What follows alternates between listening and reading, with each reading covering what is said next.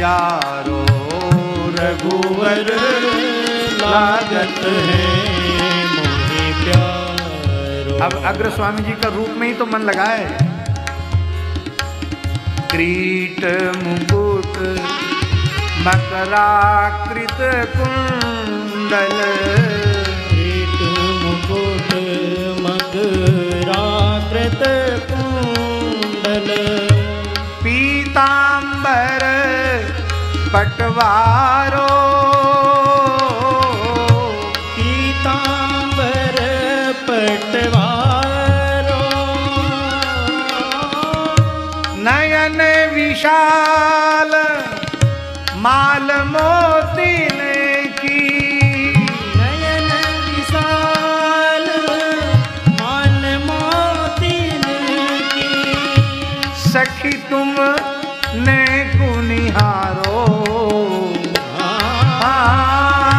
सखी तुम ने कुनिहारो, रघुवर लागत है मोहि प्यारो, रघुवर लागत है मोहि प्यारो, रघुवर लागत है मोहि प्यारो, रघुवर लागत है मोहि प्यारो।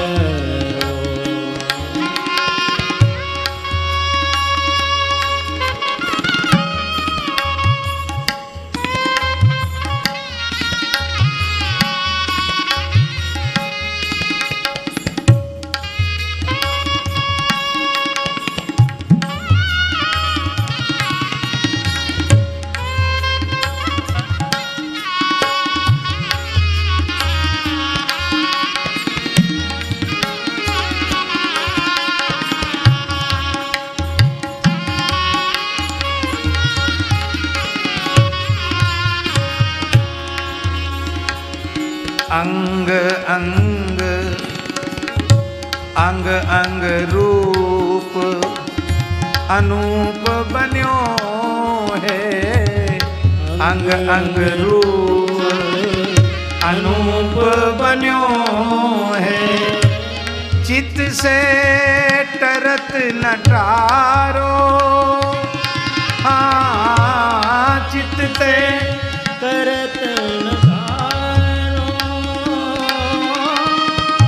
माधुरी मूरति निरखो सजनी, माधुरी मूरत निरखो सजनी, कोटि भानु उजियारो, हाँ कोटि भानु उजियारो, रघुवर लागत रघुवर लागत है मोहि प्यारो। आहा जानकी नायक सब सुखदायक, जानकी नायक सब सुखदायक, गुण गण रूप अपारो, रूप अपारो, श्री अग्र अली प्रभु की छवि निरखी, अग्र अली प्रभु की छवि निरखी, श्री अग्र अली पिय की छवि निरखी, अग्र अली पिय की छवि निरखी, जीवन प्राण हमारो, हाँ जीवन प्राण हमारो, रघुवर लागत है मोहि प्यारो, रघुवर लागत है मोहि प्यारो, रघुवर लागत है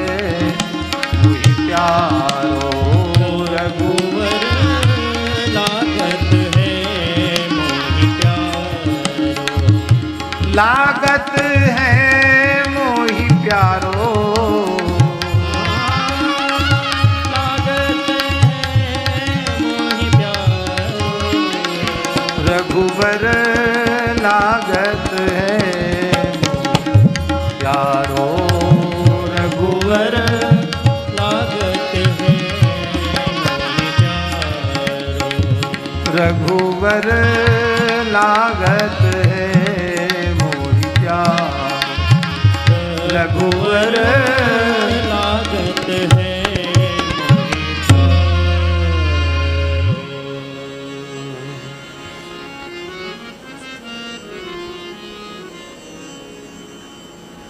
लालन हो बारी, लालन हो बारी तेरे या मुख ऊपर, लालन हो बारी तेरे या मुख ऊपर। माई मेरे ही दीठ न लागे। जसोदा जी कह रही हैं लाला तो मेरी नजर न लग जाए। माई मेरे ही दीठ न लागे, ताते मसिबिंदा दयो भ्रू पर, इसलिए डिठोना लगाया है। लालन हो बारी तेरे या मुख ऊपर, सर्वसु में पहले ही दिनों, कुछ बचा के नहीं रखा, सब न्यौछावर कर दिया तन मन प्राण। सर्वस्व में पहले ही दीनी, किस चीज पर? नानी नानी दतुली ऊपर। लाल जी हैं छोटे, नानी नानी दतुली दूपर, दो दतुली। अब कहा करो निछावर सूर। सूरदास जी कहते दो दतलियों पर तो सर्वस्व न्यौछावर कर दिया, अब हम पे है का धरो जो न्यौछावर करूं। अब कह करो निछावर सूर, जसोमति अपने लालन ऊपर, जसोमति अपने लालन ऊपर, जसोमति अपने लालन ऊपर। नंद नदन मुख देखो री माई, अंग अंग छवि उगे मनहु रवि शशि, अरु समर लजाई। अंग अंग छवि उगे मनहु रवि शशि, अरु समर लजाई। खंजन मीन कुरंग भृंग, बारिज पर अति रुचि पाई। श्रुति मंडल कुंडल बिंब मकर, बिंब मकर सुबिलस मद, सुबिलसत मदन साई। कंठ कपोत कीर विद्रुम पर, दारिम कननि चुराई। दुई सारंग बाह पर, मुरली आई देत दुहाई। मोहे थिर, लाल जी के रूप को देख करके, मोहे थिर चर बिटप विहंगम, व्योम विमान थकाई। कुसुमांजलि बरसत सुर ऊपर, कुसुमांजलि बरसत सुर ऊपर, सूरदास बलि जाए। नंद नदन मुख देखो री माई, नंद नदन मुख देखो री माई। दोहराने में थोड़ा समय लग जाता है, इसलिए इकहरा बोल दिया। कितने पद हैं? रस,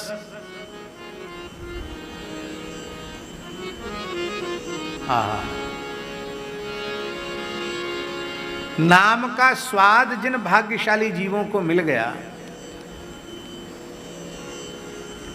वो प्राण भले ही चले जाएं, छूट जाएं, पर उनका नाम नहीं छूट सकता। हम लोग कहते हैं भजन में मन कैसे लगे, और श्री रैदास जी कहते हैं अब कैसे छूटे नाम रट लागी। हम कहते अब कैसे लगे, अब वो कहते अब कैसे छूटे, नाम रट लागी। मीरा जी से पूछो, गुरुजी तो कह रहे हैं, रैदास जी गुरुजी हैं, और उनकी शिष्या कह रही है अब तो हरि नाम लो लागी, अब तो हरि नाम लो लागी।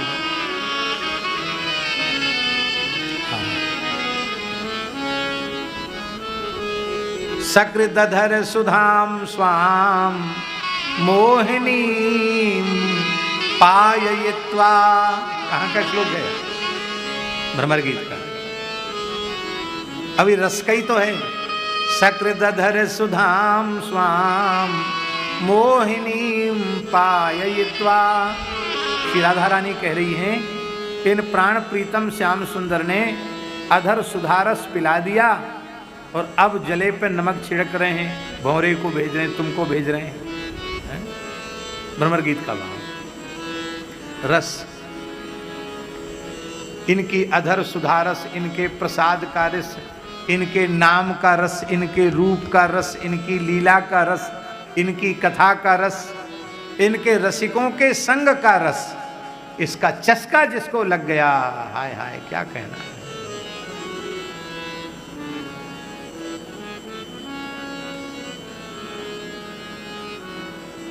ये रस, इससे मन कभी हटता भी नहीं और मन कभी भरता भी नहीं।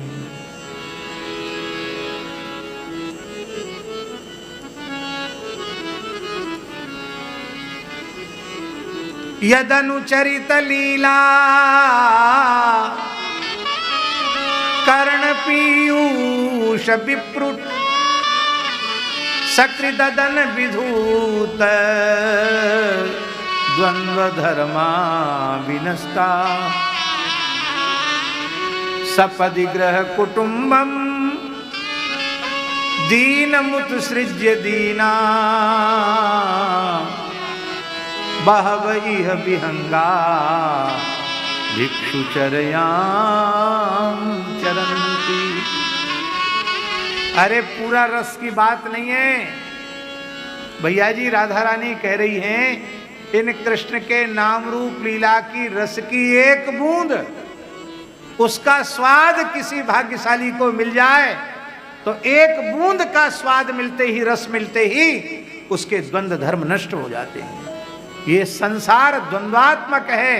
इसका मतलब है एक बूंद कथा कीर्तन के रस से, लीला के रस से संसार उजड़ जाता है। और जब संसार उजड़ जाता है तो सपदि गृह कुटुंबम, फिर संसार में मन नहीं लगता। फिर घर को, कुटुंब को छोड़ करके, और जो रोवे गायवे लग जाए ना कोई, तो घर वाले कहते हैं कि अब तुम यहाँ के लायक नहीं हो, तुम जाओ, जहाँ तुम्हारा मन हो वहाँ चले जाओ। दीन मुत्सृज्य दीना, जिसके द्वार पर दीनों की पंक्ति खड़ी रहती, वो खुद दीनहीन हो जाता है। मधुकरी मांग करके निर्वाह कर लेता है। श्री रूप गोस्वामी, श्री सनातन गोस्वामी, श्री रघुनाथ दास गोस्वामी, आहा क्या कहना। ये सब कैसे थे? उस जमाने के राजा महाराजाओं के जैसा वैभव था, और ब्रज में कैसे वास किया। संसार स्वाद सुख बांत जो दुहु रूप सनातन त्याग दियो।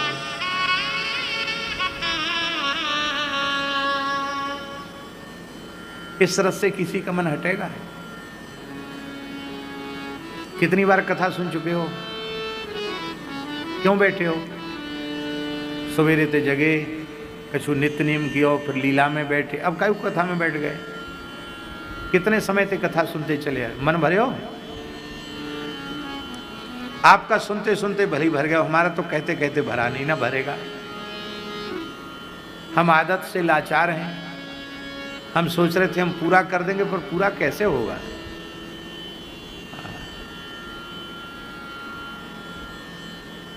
न कहने से मन भरता, न सुनने से मन भरता। ये रस ही ऐसा है, ये स्वाद ही ऐसा है। गंध, उत्तम से उत्तम गंध, उससे मन भर जाएगा। भर ही नहीं जाता, कई लोगों को सुगंध से एलर्जी हो जाती है, वो खुशबू सह नहीं कर सकते, ऐसे हो जाते कई लोग। लेकिन श्री ठाकुर जी के श्रीअंग की दिव्य सुगंध किसी को मिल जाए, उस गंध से मन हटेगा, उस गंध से मन भरेगा।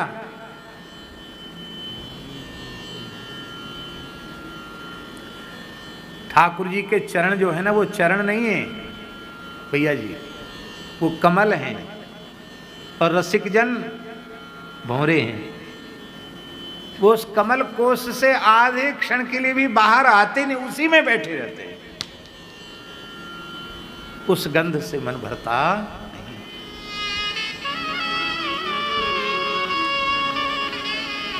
ठाकुर जी बोलवे बतराए वे लग जाएं, उनकी मधुर वाणी सुनने को मिले तो मन भरेगो। बोलो, कितनी मीठी वाणी है। किसी विद्वान, किसी बुद्धिमान, किसी वक्ता के पास उपमा ही उपलब्ध नहीं है जिसको कहकर कहा जाए कि ठाकुर जी की वाणी ऐसी है, इसके जैसी है। और यही तो समझ लो, अरे शब्द का रस, शब्द का रस कोई चैतन्य व्यक्ति ही तो लेगा, मुर्दा तो नहीं लेगा। मुर्दे को संगीत सुनाओ, क्या असर पड़ेगा? कोई नहीं। और हमारे लाल जी की वाणी कैसी है? मृतक जियावनी गिरा सुहाई, श्रवण रंध्र हुई पुर जब मृतक जियावनी गिरा सुहाई, श्रवण रंध्र हुई पुर जब हृष्ट पुष्ट तन भये सुहाए, मानहु अवहि भवन ते आ। गोपी कह रही है, मधुरया गिरा, मधुरया गिरा बल्गुवाक्यया, बुध मनोज्ञया पुष्करे क्षण। क्या कहें? मधुरया गिरा बल्गुवाक्यया। जयदेव जी क्या कह रहे हैं? जयदेव महाप्रभु, इति चटुल चाटु पटु चारु मुरवैरिणो, इति चटुल, चटुल है, इतनी बढ़िया बोलते हैं कि जितना अच्छा बोलना कोई नहीं जानता। चाटु पटु, बड़े चतुर हैं। अब देखो एक भाव चतुराई का, इनकी वाणी कितनी मीठी है। आहा,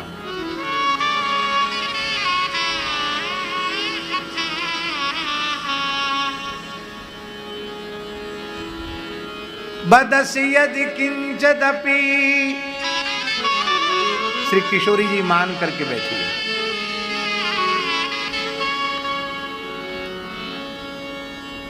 लाल जी ने सखियों के नेहुरे किए, स्वामिनी जी को मनाओ, आपकी स्वामिनी है, नहीं मनी।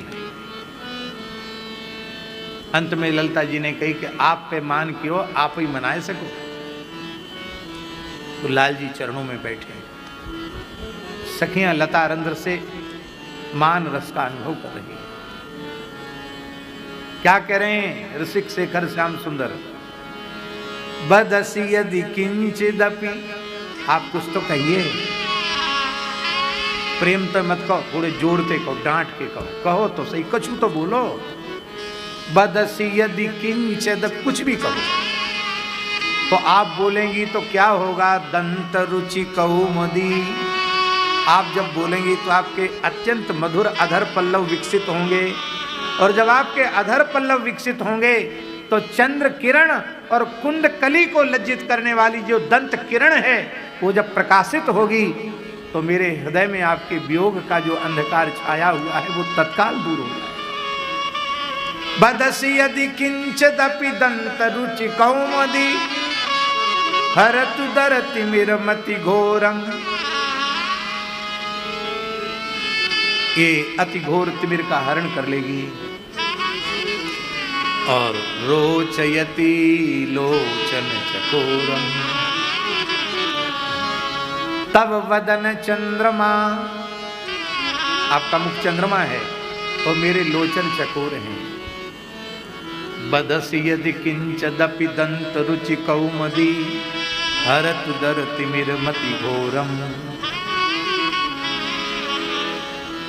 एक बार तो कुछ प्रिय चारुशीले, प्रिय चारुशीले, प्रिय चारुशीले, प्रिय चारुशीले, प्रिय चारुशीले, प्रिय चारुशीले, प्रिय चारुशीले, प्रिय चारुशीले। मुंच मई मानमणि दानम, मुंच मई मानमणि दानम, मुंच मई मानमणि दानम। हाँ, मुंच मई मानमणि दानम। प्रिय चारुशीले, प्रिय चारुशीले, प्रिय चारुशीले, प्रिय चारुशीले। यही है बल्ब वाक्यया। इतनी मीठी मीठी बातें बनाते हो कि कौन ऐसी है जो फंस ना जाए तुम्हारी बातों में। तो भैया ठाकुर जी की रसमयी वाणी से किसी का मन नहीं भरता और ठाकुर जी की कथा से किसी का मन नहीं भरता। आइए मधुर मधुर बांसुरी बजाने लग जाए तो मन भरेगा? नहीं भरेगा। ठाकुर जी का रूप, ठाकुर जी का रस, ठाकुर जी की गंध, ठाकुर जी का शब्द और ठाकुर जी का स्पर्श।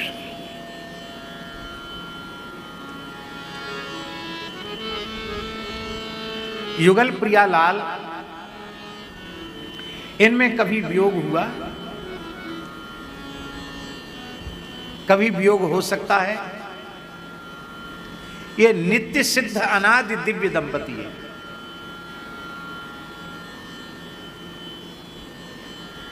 ये तिथि निर्धारित नहीं की जा सकती कि प्रथम मिलन कब हुआ, पर सांची बात यह है कि हर मिलन प्रथम मिलन है। प्रत्येक दर्शन प्रथम दर्शन और प्रत्येक मिलन प्रथम मिलन है। और ये केवल युगल सरकार में ही संभव है, पूरे ब्रह्मांड में अन्यत्र कहीं संभव नहीं। द्वितीय तृतीय दर्शन में भाव कम हो जाता है, पर यहां तो हर दर्शन प्रथम दर्शन है, हर मिलन प्रथम दर्शन है। इसलिए राधा रानी कहती हैं प्रथम समागम लज्जितया पटु चाटु शतै अनुकूलम।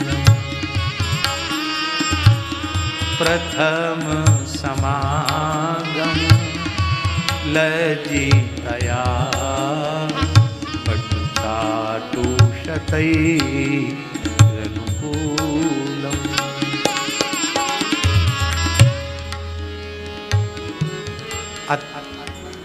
हर मिलन प्रथम मिलन, हर समागम प्रथम समागम।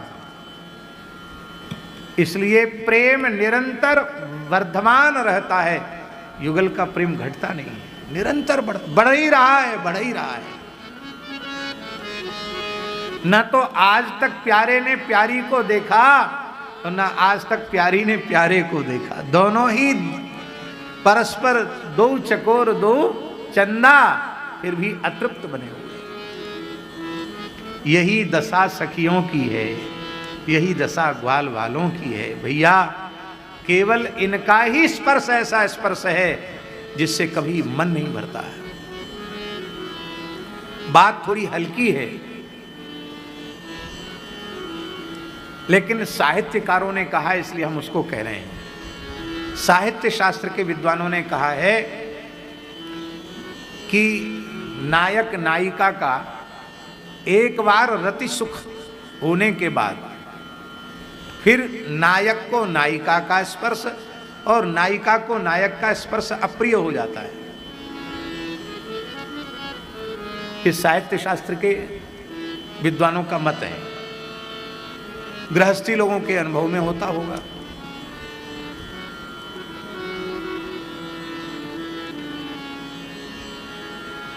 क्या कोई भी स्पर्श हमेशा प्रिय लगता है? एक बार स्पर्श हुआ फिर मन वहां से हट गया।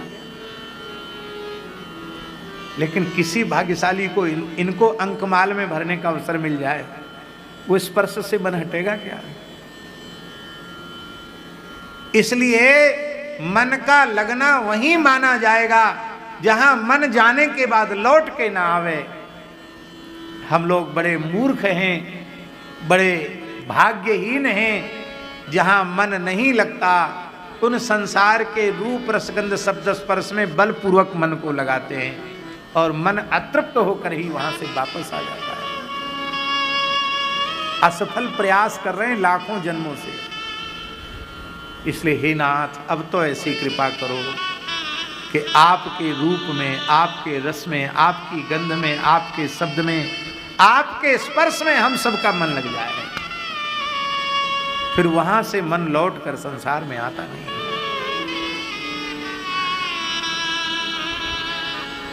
बड़े दुख की बात है, लोग बड़े मधुर मधुर रस की चर्चा करते हैं, फिर भी संसार के भोगों में आकंठ डूबे हुए हैं। भैया कैसे बात बनेगी? बात बनने वाली नहीं है।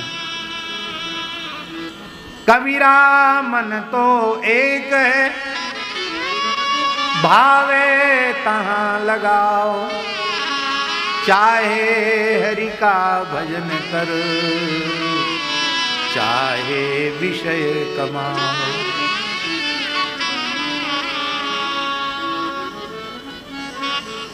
तो एक प्रमादी सकथम न हन्यते, यह सेवते पंचभिरेव पंच। जो पंच ज्ञानेंद्रियों से रूप रसगंध शब्द स्पर्श के भोग भोग रहा है, वो क्यों नष्ट नहीं हो जाएगा? इसलिए महर्षि शौहरी कह रहे हैं, संगम त्यजेत मिथुन व्रतिना मुमुक्षु, सर्वात्मना न विसृजेत बहिरिंद्रियाणि। एकश्चरन् रहसि चित्तमनंत ईशे, युञ्जीत तद्व्रति सुसाधु सुचेत प्रसन्ना। संसार चक्र से छूटकर यदि श्री प्रिया प्रीतम के चरणों तक, श्री सीताराम जी के चरणों तक, श्री युगलवर श्यामा श्याम के चरणों तक पहुंचना चाहते हो तो एक निश्चय कर लो। यहाँ मदन मोहन दास जी मुमुक्षु है, यहाँ गृहस्थ विरक्त की बात नहीं है, किसी वर्ण अथवा आश्रम विशेष की बात नहीं। मुमुक्षु जो संसार चक्र से छूटकर भगवान के चरणों में पहुंचना चाहता है, वो यदि वो ईमानदारी से भगवान के चरणों में पहुंचना चाहता है तो मिथुन व्रतिनाम संगम त्यजेत। दाम्पत्य भाव से रहने वालों का संग त्याग दे। मनुष्य नहीं, स्त्री पुरुष नहीं, पशु पक्षियों की भी रति को न देखे।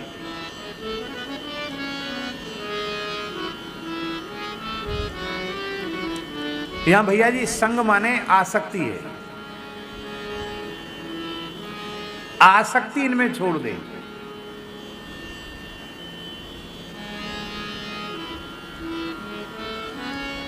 आसक्ति क्यों कहा? जिसमें आसक्ति होती उसका संग प्रिय लगता है। आपकी संतों में आसक्ति होगी तो संतों का संग प्रिय लगेगा, और आपकी धनी मानी सेठ साहूकारों में, दुनियादारी वालों में, भोग विलास वालों में आसक्ति हो, उनका ही संग प्रिय लगेगा, साधुओं का संग प्रिय नहीं लगेगा। इसलिए साधक को जितनी देर सत्संग है उतनी देर बस संसारियों से, उतनी देर का संपर्क है, आमने सामने बैठ गए, उसमें भी कोई इधर उधर की बात नहीं, सीधी भगवत चर्चा। बाकी एक शरण, बाकी असंग रहे। जितनी देर कथा कीर्तन उतनी देर संसारियों से संबंध रखे, उसके बाद न उनकी चर्चा, न उनका स्मरण, न उनका चिंतन। अब बहुत बारीकी से हम कह रहे हैं, यहां केवल गृहस्थ की बात मत समझना, न गृहस्थ की बात न विरक्त की बात, विषयी जीवों की बात कही जा रही है।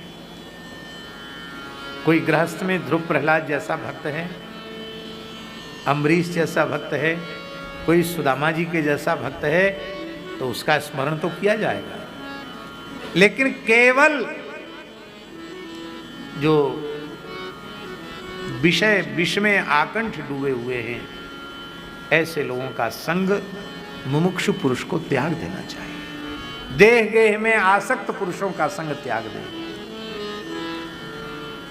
उनका संग न करें, क्योंकि जैसा करे संग वैसा चढ़े रंग। जैसा पीवे पानी वैसी बोले बानी, जैसा खाए अन्न वैसा होए मन। साधु को विद्यार्थियों के बीच में नहीं रहना चाहिए, अब विद्यार्थी को साधु के बीच में नहीं रहना चाहिए। हाँ? विद्यार्थी साधुओं के बीच में रहेगा, कबू ना कबू तो बाबा जी बन ही जाएगा। एक बार तो मनमोहन शरण जी ऐसा हुआ, हमारे पास पढ़ने वाले जितने विद्यार्थी सब साधु हो गए। तो कुछ समय के लिए विद्यार्थियों का आना बंद हो गया। खाक चौक में बोले, भैया उनके पास पढ़े हुए मत जाओ। क्यों? बोले बस बाबा जी बन जाओ। श्री मदन मोहन दास जी, गंगादास जी, दीनबंधु दास जी, और ये सब कई नाम हैं, ये सब विद्यार्थी जीवन में ही आए थे पढ़ने के लिए। कोई बाबा जीवन में आए का? बाबा जीवन ने तो नहीं आए थे, पर साधुओं के संग में रहे तो बस संसार छूट गया। साधु संग करो। इन लोगों से पूछो, एक बार भी हमने कहा हो कि तुम बाबा जी बन जाओ? हमने कही कभी? किसी को नहीं, किसी को नहीं कहते हैं। कोई साधु बनने के लिए कहता है तो हम उसको तो मना ही करते हैं। भाई जब जीव के कल्याण में कोई जाति और कोई आश्रम बाधक नहीं, तुम बाबा जी क्यों बनना चाहते हो? गृहस्थ होने से कल्याण नहीं होगा, साधु होने से कल्याण हो जाएगा, ऐसी बात तो नहीं है। गृहस्थों में कितने भक्त हुए? क्यों घर द्वार छोड़ना चाहते हो? घर में रह के भजन करो। हम तो किसी का समर्थन नहीं करते, लेकिन जिनको श्री ठाकुर जी में राग हो जाता है, शरीर संसार में वैराग्य हो जाता है, उनको आप कितने भी समझाओ। हमारे महाराज जी एक महात्मा को समझा रहे थे, भैया जी सच्ची बात बता रहे हैं। तो महात्मा क्या बोला? बोले महाराज जी आप हमें तो समझा रहे, आप खुद क्यों नहीं समझे? महाराज जी बोले हम समझे नहीं, क्या बात कह रहे हो? बोले आप क्यों बाबा जी बन गए? भाई आपकी भी तो कोई गृहस्थ आश्रम में बाधा तो थी नहीं, आप क्यों बन गए बाबा जी? महाराज जी बोले ऐसे ही बन गए, किसी लायक नहीं थे इसलिए बन गए। बोले तो हम भी किसी लायक नहीं हैं, तो तब रहे आओ, फिर कोई बात नहीं। जब जो किसी के लायक नहीं होता वो राम जी के लायक हो जाता है। बोलो भक्तवत्सल भगवान की जय। संगम त्यजेत मिथुन व्रतिनाम मुमुक्षु। और आगे का वाक्य है सर्वात्मना विसृजन विसृजेत बहिरिंद्रियाणि।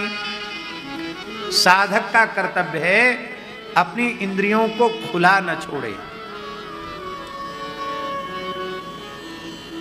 जो देखने योग्य हो उसी को देखे, जो सुनने योग्य हो उसी को सुने, और जो करने योग्य हो वही करे।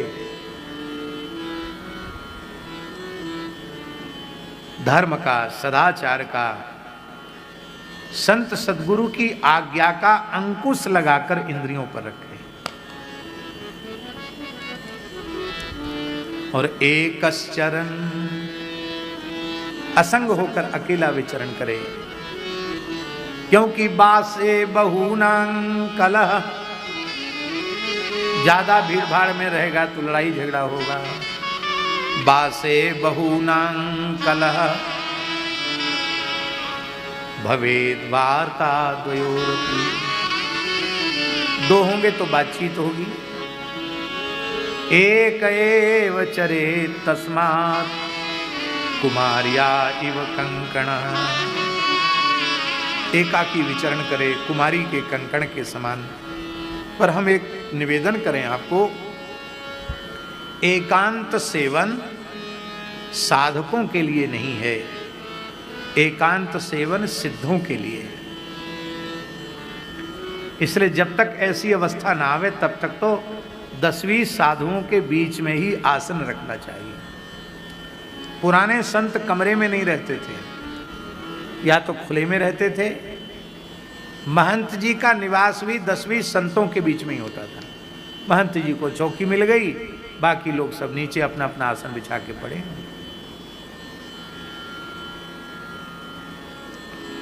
पुराने स्थानों में ऐसी व्यवस्था ही नहीं थी कि अकेले कोई रह सके। अधकचरे अपरिपक्व लोगों के लिए एकांत कई बार विष का काम करता है। अनेक प्रकार की विकृतियां उनमें आ जाती हैं। इसलिए संतों के बीच में रहे।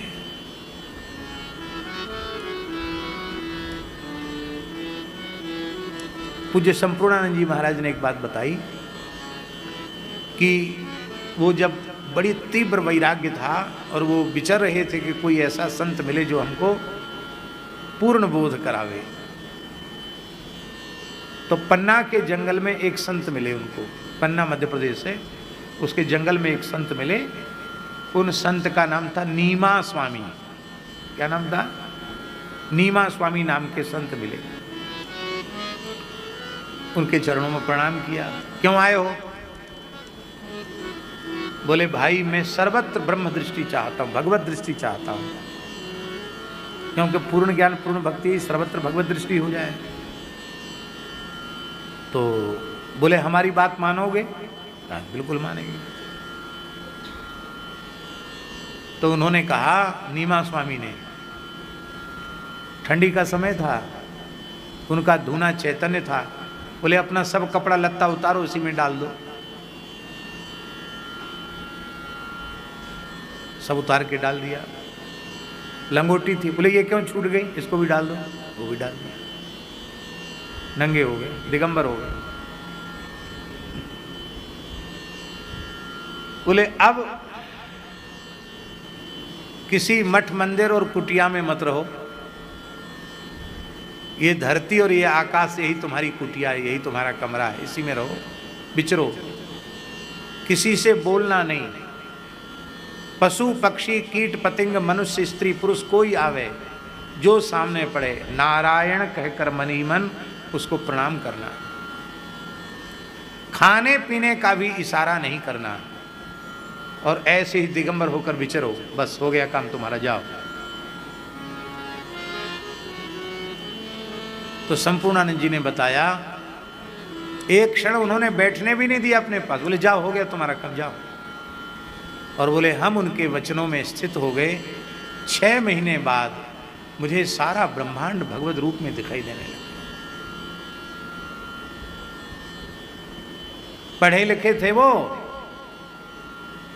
अंग्रेजी जमाने में तहसीलदार के पद को छोड़ के बाबा जी हुए थे। 106 साल की उम्र में शरीर छोड़ा उन्होंने। तो उर्दू पढ़े थे, गुजराती तो थे ही, और अंग्रेजी बहुत अच्छी थी उनकी, पढ़े लिखे थे। 6 महीने में कहते हमको पूर्ण बोध हो गया कि सर्वम खलविदम ब्रह्म, ये बोध हो गया। लेकिन अभी पूर्ण देहाध्यास की निवृत्ति नहीं हुई थी, थोड़ा देहाध्यास था। कहे 3री वर्ष लगी हमारे इस साधन काल की, और हम हिमालय की ओर जा रहे थे। तो एक दिन चलते चलते हमको अनुभव हुआ कि मैं शरीर नहीं हूं, और ये अनुभव स्थायी हो गया। तो सारे ये सब एकांत की चर्चा हम आपको बता रहे हैं, सारे देह के धर्म उसी समय विदा हो गए। और ये केवल बोलने की बात नहीं है। एक सड़क दुर्घटना हुई, उसमें उनका मस्तक फूट गया, संपूर्णानंद जी महाराज का। बड़ी जोर की दुर्घटना थी, हरिद्वार जा रहे थे।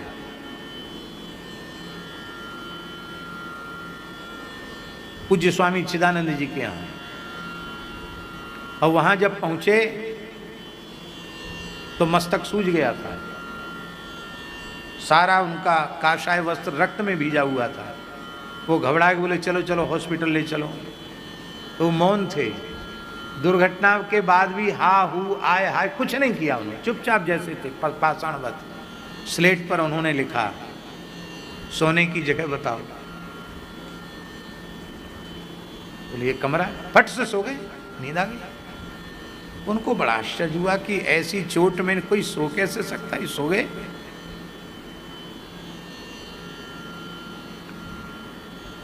वो तो सो गए पर स्वामी जी को नींद नहीं आई। वो सो ही रहे, बोले नहीं डॉक्टर को तो बुलाया है, डॉक्टर यहीं आएगा आपको देखने के लिए। तो बोले महाराज आपको कष्ट बोध क्यों नहीं है? तो उन्होंने स्लेट पर लिखा मैं शरीर नहीं हूं, आप यह प्रवचन करते हैं और मैं इससे जीता हूं।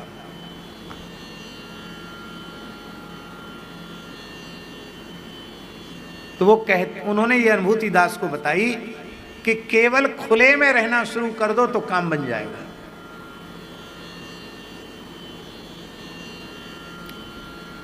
इसलिए भैया एकश्चरन रहस्य चित्तमनंत ईसे। अब एक बात आई, वो बात ये आई कि हम तो बिना संग संपर्क के रह ही नहीं सकते। इस समय ये बीमारी बहुत ज्यादा हो रही है, लोग बहुत अकेलेपन का अनुभव करते करते डिप्रेशन में जा रहे हैं। अभी एक दिन अखबार में भी इस प्रकार की बात आई थी कि पूरे विश्व में लोग डिप्रेशन का शिकार हो रहे हैं एकांत के कारण। एकल परिवार, संयुक्त परिवार खत्म हो गए। अब बुढ़े बुढ़िया बेचारे अकेले पड़े, उनसे कोई बात करने वाला नहीं, तो उनके लिए वो घातक हो गया। विदेश में तो बहुत ज़्यादा इस प्रकार की समस्या है। मनुष्य बिना संपर्क के नहीं रह सकता। सिद्धों की बात अलग है, सामान्य मनुष्य। तो बोले यदि तुम बिना संग के नहीं रह सकते हो तो भगवान के प्राण प्यारे संतों का संग करो, संतों के बीच में रहो। युंजीत तद्व्रतिषु साधुषु चेत प्रसंग। भगवान के अनन्य प्रेमी संतों का संग करो। संतों का संग इस भवरोग की औषधि है। आखिरी श्लोक। एकस्तपस् स्वव्यहमथाम्भसि मत्स्य संगात्। एकस्तपस्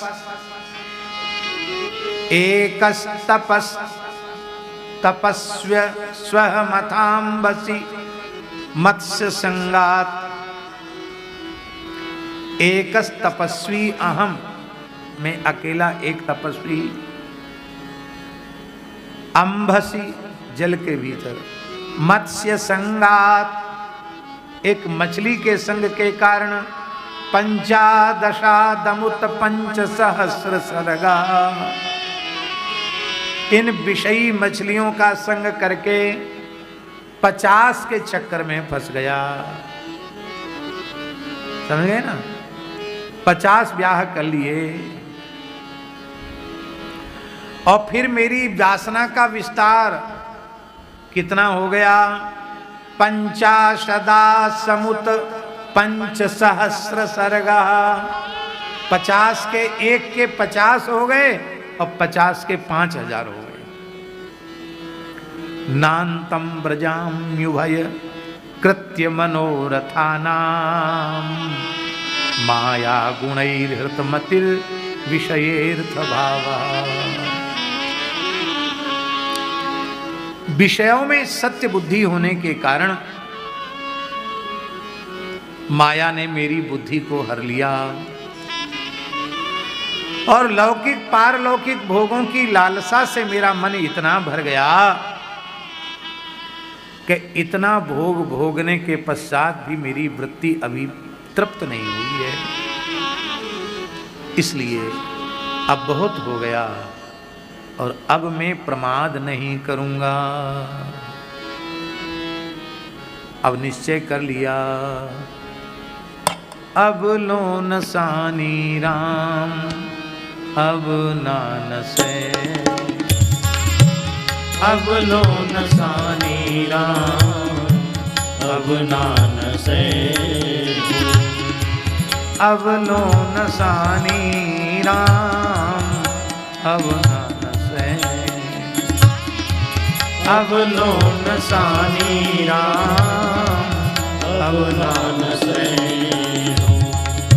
राम कृपा भव निसासिरानी, राम कृपा भव निसासिरानी, जागे किरण डसे हो, जागे किरण डसे हो, अवलोन सानी राम अब नानसे, अवलोन सानी राम अब नानसे हो। पायो नाम चारु चिंतामणि, पायो नाम चारु चिंतामणि, उर करते न खसे हो, उर करते न खसे हो, श्याम रूप सुचि रुचिर कसोटी, श्याम रूप रुचिर कसोटी, चित कंचन ही कसे हो, चित कंचन ही कसे हो, अवलोन सानी राम अब नानसे हो, अवलोन सानी राम अब नानसे।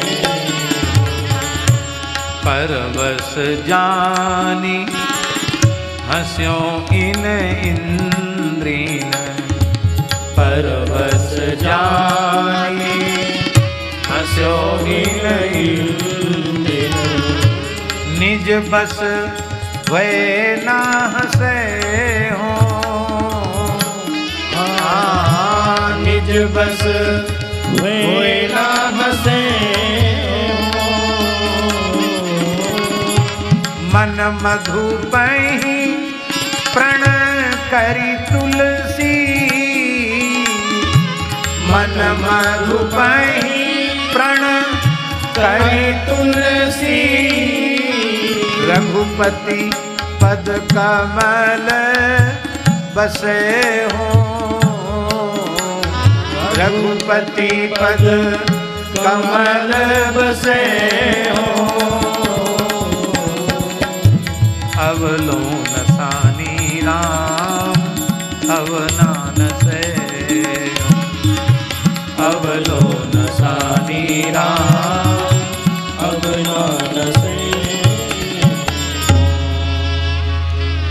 वैराग्य से यही निश्चय उत्पन्न होता है, अब ऐसा करना है, और निश्चय के बाद फिर साधन में प्रवृत्ति होती है।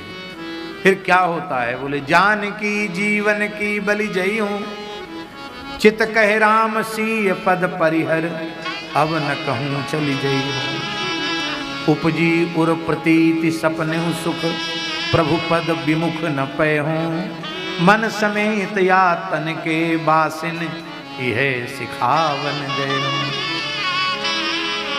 क्या सिखावन देंगे? श्रवणन और कथा नहीं सुनी हो, रसना और न गए हो, रोकी हो नयन बिलोकत और रही, शीस ईश ही नहीं, जानकी जीवन की बलि जई हूं, ना तो नेह नाथ सो करी, सब ना तो नेह बहे हो, यह छर भार ताहि तुलसी, जग जाको दास कहे हो, जानकी जीवन की बलि जय हो। इसलिए वैराग्य बहुत आवश्यक है। और महाराज सौभरी जी विरक्त हो गए। स्पष्ट लिखा है कि उन्होंने विरक्तो न्यासमास्थिता, विधिवत उन्होंने संन्यास दीक्षा ग्रहण की और वे जंगल में चले गए। अब उनकी मानधाता की जो 50 कन्याओं से ब्याह किया था उनका क्या हुआ? ये तो सन्यासी हो गए, सब त्याग के चले गए। सुखदेव जी महाराज बड़ी ऊंची बात कहते, बनम जगामानु ययुः तत्पत्नियां पतिदेवता। उनकी पत्नियां भी उन दिव्य भवनों को छोड़कर जंगल में ही चली गई, क्योंकि वे पति देवता थी। पति ही एव देवता यस्या यासाम ता पति देवता। पति ही है देवता जिनका, परम पतिव्रताएं थीं। उन्होंने भी जंगल में जाकर सब कुछ त्याग करके, कठोर तप करके परमात्मा को प्राप्त किया। बोलो श्री सौभरी जी महाराज की जय। सौभरी जी ने योगाग्नि में अपने शरीर को भस्म कर दिया और उनकी पत्नियों ने भी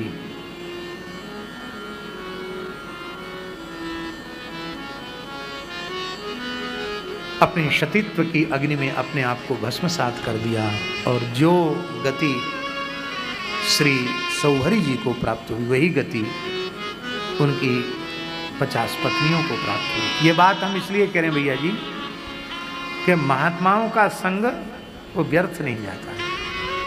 साधु ते होए ना, भले ही प्रवृत्ति दूसरे प्रकार की थी, लेकिन आखिर तो एक महान तपस्वी संत का संग मिला। उसका दिव्य परिणाम ये हुआ कि जो गति सौभरी जी को प्राप्त हुई, वही गति उनकी पत्नियों को प्राप्त हो गई।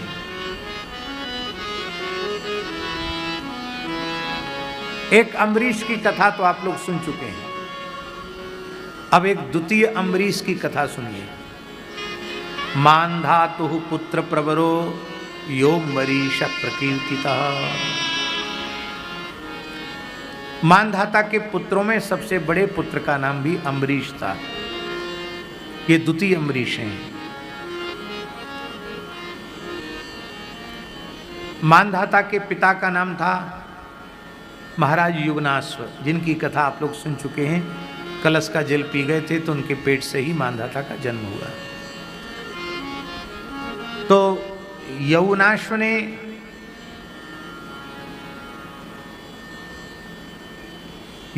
ने अपने पौत्र को माने अम्बरीश को अपने पुत्र के रूप में स्वीकार कर लिया। इसलिए पुत्र के रूप में स्वीकार करने के कारण उनका नाम यौवनाश्व हो गया। यौवनाश्व दादा हैं यद्यपि उनके, पर यौवनाश्व ने उनको पुत्र रूप में स्वीकार कर लिया अपने पोते को, तो उनका नाम यौवनाश्व हो गया। यौवनाश्व के पुत्र हारित हुए। ये मांधाता के वंश में 3 अवान्तर गोत्रों के प्रवर्तक हुए। नागों ने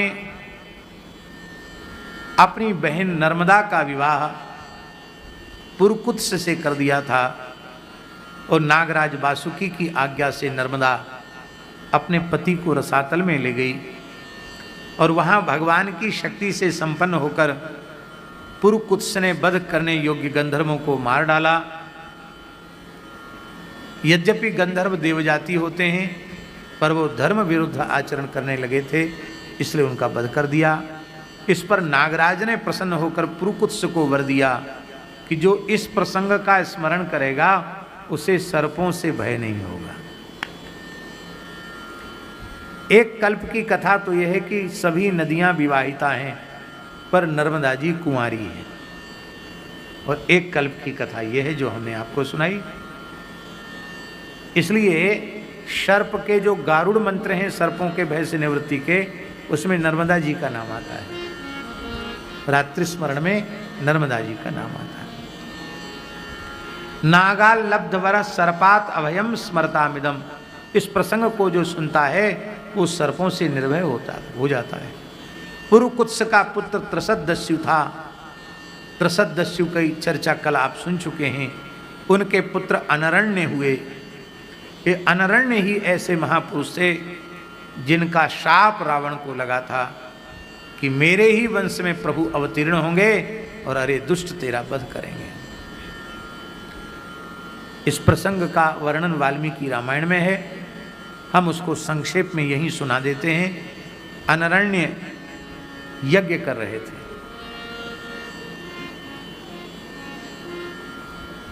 रावण को खुमारी चढ़ी हुई थी त्रिलोक विजयी होने की, तो अयोध्या के महाराज अनरण्य के पास वो युद्ध करने आया। महाराज यज्ञ में दीक्षित थे, अश्वमेध यज्ञ में बैठे थे यजमान बन करके। इसने युद्ध के लिए ललकारा, उपद्रव करने लग गया। तब अंत में आप उठे ऋत्विजों की आज्ञा लेकर, और रावण ने देखा कि ये इतने दिव्य महापुरुष हैं कि मैं किसी भी प्रकार से इनको जीत नहीं सकता, ये मुझे ही समाप्त कर देंगे। तब रावण ने छल पूर्वक, जब इनके अस्त्र शस्त्रों रावण के अस्त्र शस्त्रों का कोई प्रभाव इनके ऊपर नहीं हुआ और उनके अस्त्र शस्त्रों को समाप्त करने का ये समझ गया कि इनके दिव्य अस्त्रों को हम समाप्त नहीं कर सकते, तब उसने पीछे से उन पर जोर का थप्पड़ मारा। बहुत जोर, बेचारे तपस्वी तो थे ही, व्रत में यज्ञ में दीक्षित थे, वृद्ध थे और रावण युवा था।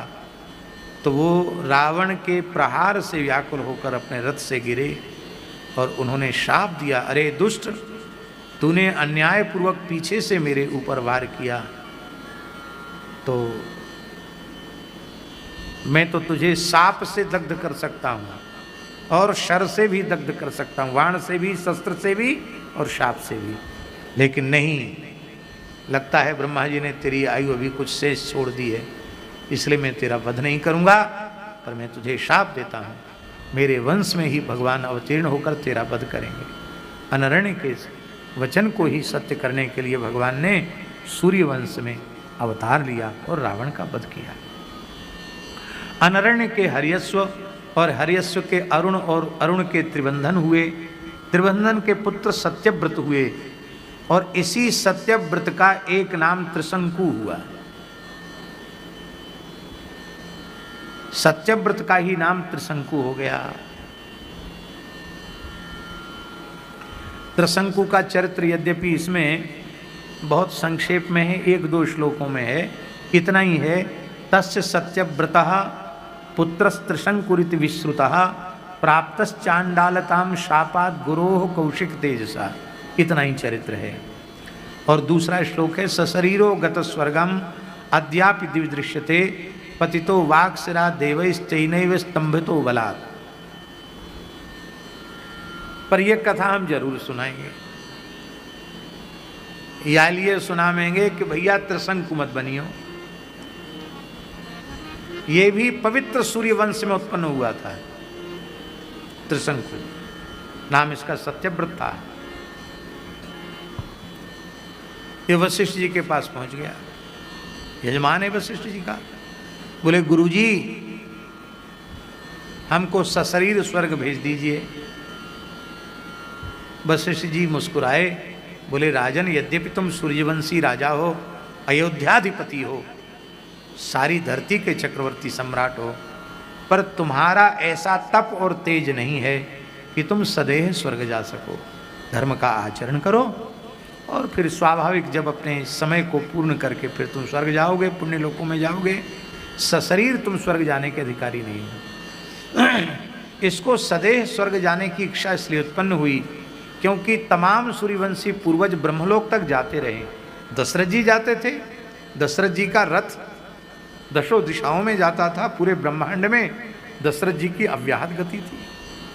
ऐसे अनेक, मानधाता का रथ सब जगह जाता था, मानधाता सर्वत्र जाते थे। तो एक दो नहीं अनेक ऐसे चक्रवर्ती सम्राट हुए जिनकी अव्याहत गति थी। वे इसी शरीर से जहां जाना चाहें वहां पहुंच सकते थे। लेकिन त्रिशंकु को कहा कि तुम्हारी ये योग्यता नहीं है, पात्रता नहीं है, इसलिए तुम अनधिकार चेष्टा मत करो।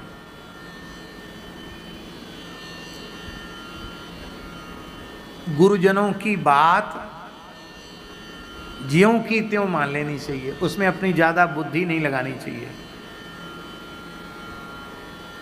ज्यादा ननुनच नहीं करना। हमारे में क्यों पात्रता नहीं है, आप हमको क्यों नहीं भेज सकते। अरे भाई, तुम्हारे हित अनहित का जैसा गुरुजन विचार कर रहे हैं वैसा तुम अपने हितानहित का विचार नहीं कर सकते हो। या तो ये कह दो कि ये हमारे गुरुजी नहीं है। अब गुरुजी हैं तो तुम्हारे कल्याण के लिए जो उन्होंने उचित समझा, उपयुक्त समझा, वो तुमको बता दिया। अब तुम्हें अपनी बुद्धि लगाने की क्या आवश्यकता है। औषधि जो दी जाती है भैया जी, वो रोगी का विचार करके वैद्य औषधि देता है। पीलिया का रोगी, पांडुरोग, पीलिया का रोगी वैद्य के पास जाता तो कहते तुम घी मत खाना, तेल मत खाना, तला हुआ मत खाना, गन्ने का रस पीना, मूली के पत्ता का रस निकाल के पीना। ये सब बताता कि नहीं वैद्य, वो दवाई देता है। तुम्हारी आंत लीवर बहुत कमजोर हो गया है। और कोई पहलवान जी चले गए,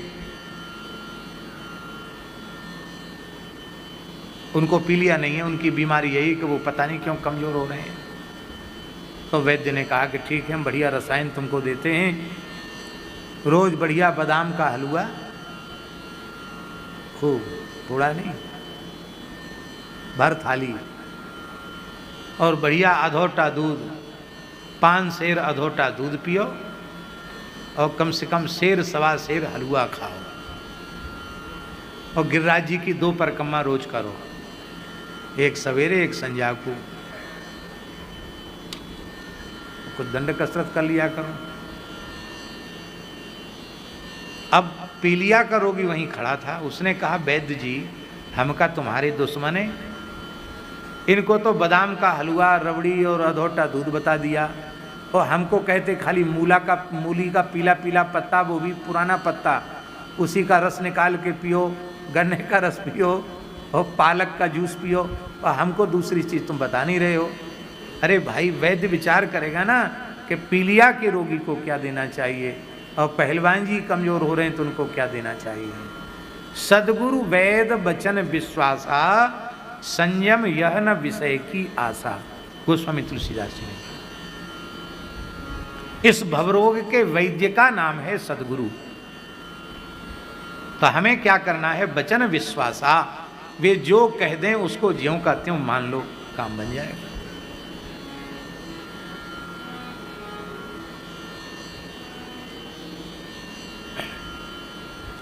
गुरु अपराध कितना भयंकर होता है, महत्पुरुषों की अवज्ञा कितनी भयंकर होती है, इसको ठीक से समझने के लिए त्रिशंकु का चरित्र सुनना जरूरी है। जब वशिष्ठ जी ने कह दिया कि तुम्हारी योग्यता नहीं है, तुम तो ऐसे ही धर्म का पालन करो, प्रजा की सेवा करो और तुम जाओगे स्वर्ग जरूर, पर इस शरीर से नहीं जा सकते। मैं क्यों नहीं जा सकता? आप मुझे भेजना नहीं चाहते हैं। तो वशिष्ठ जी के पुत्रों के पास चला गया, बोले आप ऐसा यज्ञ कराइए कि हम सदैव स्वर्ग चले जाएं। उन्होंने कहा कि आप मेरे पिताजी के यजमान हैं, आप पिताजी के पास नहीं गए? बोले हम तो गए। उन्होंने मना कर दिया। क्या कहा? बोले उन्होंने कहा कि तुम्हारी पात्रता सदैव स्वर्ग जाने की नहीं है। इतना सुनते ही वशिष्ठ पुत्र क्रुद्ध हो गए। उन्होंने कहा रे दुष्ट, पिता पुत्र के बीच में लड़ाई करवाना चाहता, जब मेरे पिताजी ने मना कर दिया तू हमारे पास क्यों आया? जा, हम श्राप देते हैं, गुरु अपराधी चांडाल होता है, चांडाल भाव को प्राप्त हो जा। महाराज जी पुराणों में तो ऐसी विचित्र बात लिखी है कि चांडालता को प्राप्त हो जाए ऐसा कहते ही उसके रेशमी वस्त्र नील में रंगे हुए कपड़े हो गए। हम अपने मन से नहीं बोले, पुराण में देख लेना। नीली रंजित वस्त्र हो गए। नील लगा हुआ कपड़ा सात्विक पुरुष को कभी धारण नहीं करना चाहिए। नील का प्रयोग अत्यंत वर्जित है। परम श्रद्धेय स्वामी राम सुखदास जी महाराज भी इसका निषेध करते थे और गीता प्रेस की पुस्तकों में तो स्वतंत्र प्रकरण है, नील नहीं लगाना चाहिए। नील के खेत में द्विजाति को जाना वर्जित है। इधर बिहार में मिथिला क्षेत्र में तो इतना ज्यादा नील लगा हुआ कपड़ा लोग पहनते हैं कि एकदम जैसे लगता है नील के कुंड में गोता लगा के आए हो, ऐसे लगता है। अब मानते और नहीं है, उनको समझाओ तो नहीं मानते हैं।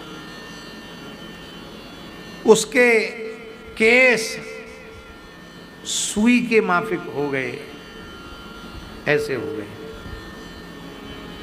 उसके शरीर से दुर्गंध आने लगी। उसका चमकता हुआ तेजस्वी स्वरूप एकदम काला और कुरूप हो गया। अब उसी स्थिति में वो जैसे ही अयोध्या में गया तो राज परिवार के लोगों ने, मंत्रियों ने उसको घुसने नहीं दिया। नहीं नहीं, अब तुम गद्दी पर बैठने लायक भी नहीं। बोला बैठने मत दो गद्दी पर राजा तो मैं ही हूं, मालिक तो मैं ही हूं। गया वहां से।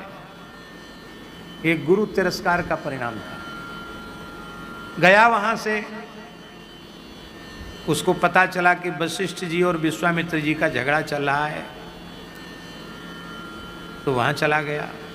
देखो एक सिद्धांत है, इस सिद्धांत को अपने हृदय पटल पर लिख लो। हम आपसे प्रेम करते हैं, एक उदाहरण है, हम आपसे प्रेम करते हैं और आप हमारे दुश्मन से प्रेम करते हैं, तो आप हमारे प्रेमी माने जाएंगे? ध्यान में भी इतनी है।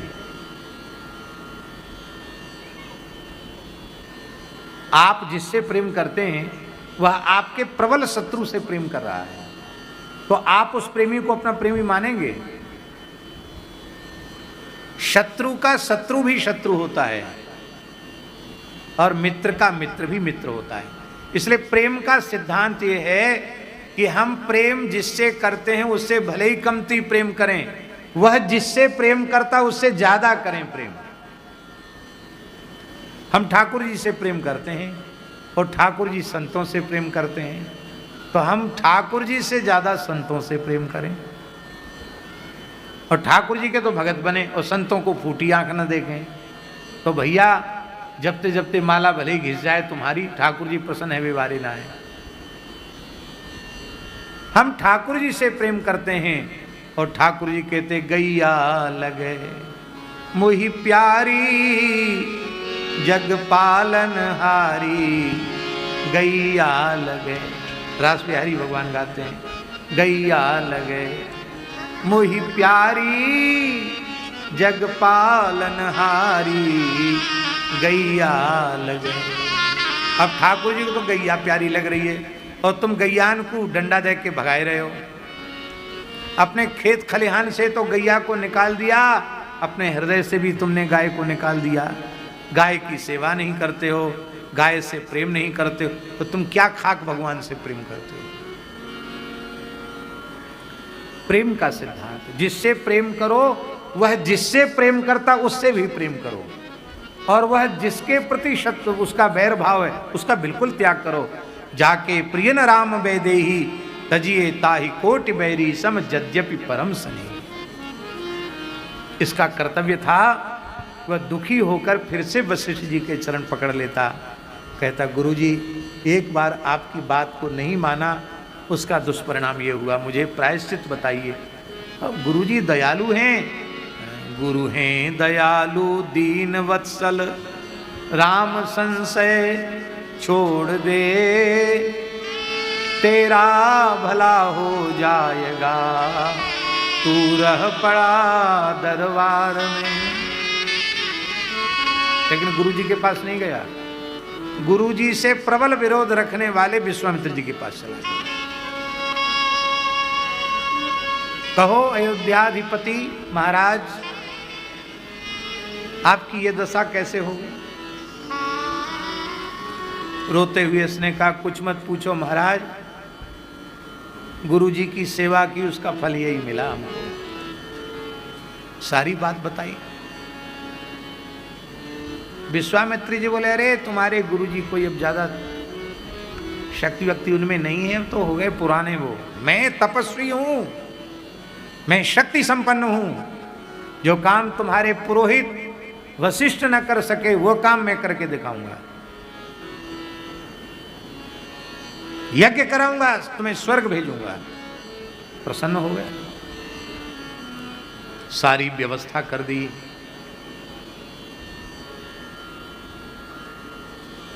बोले आप ऋषियों को कहो,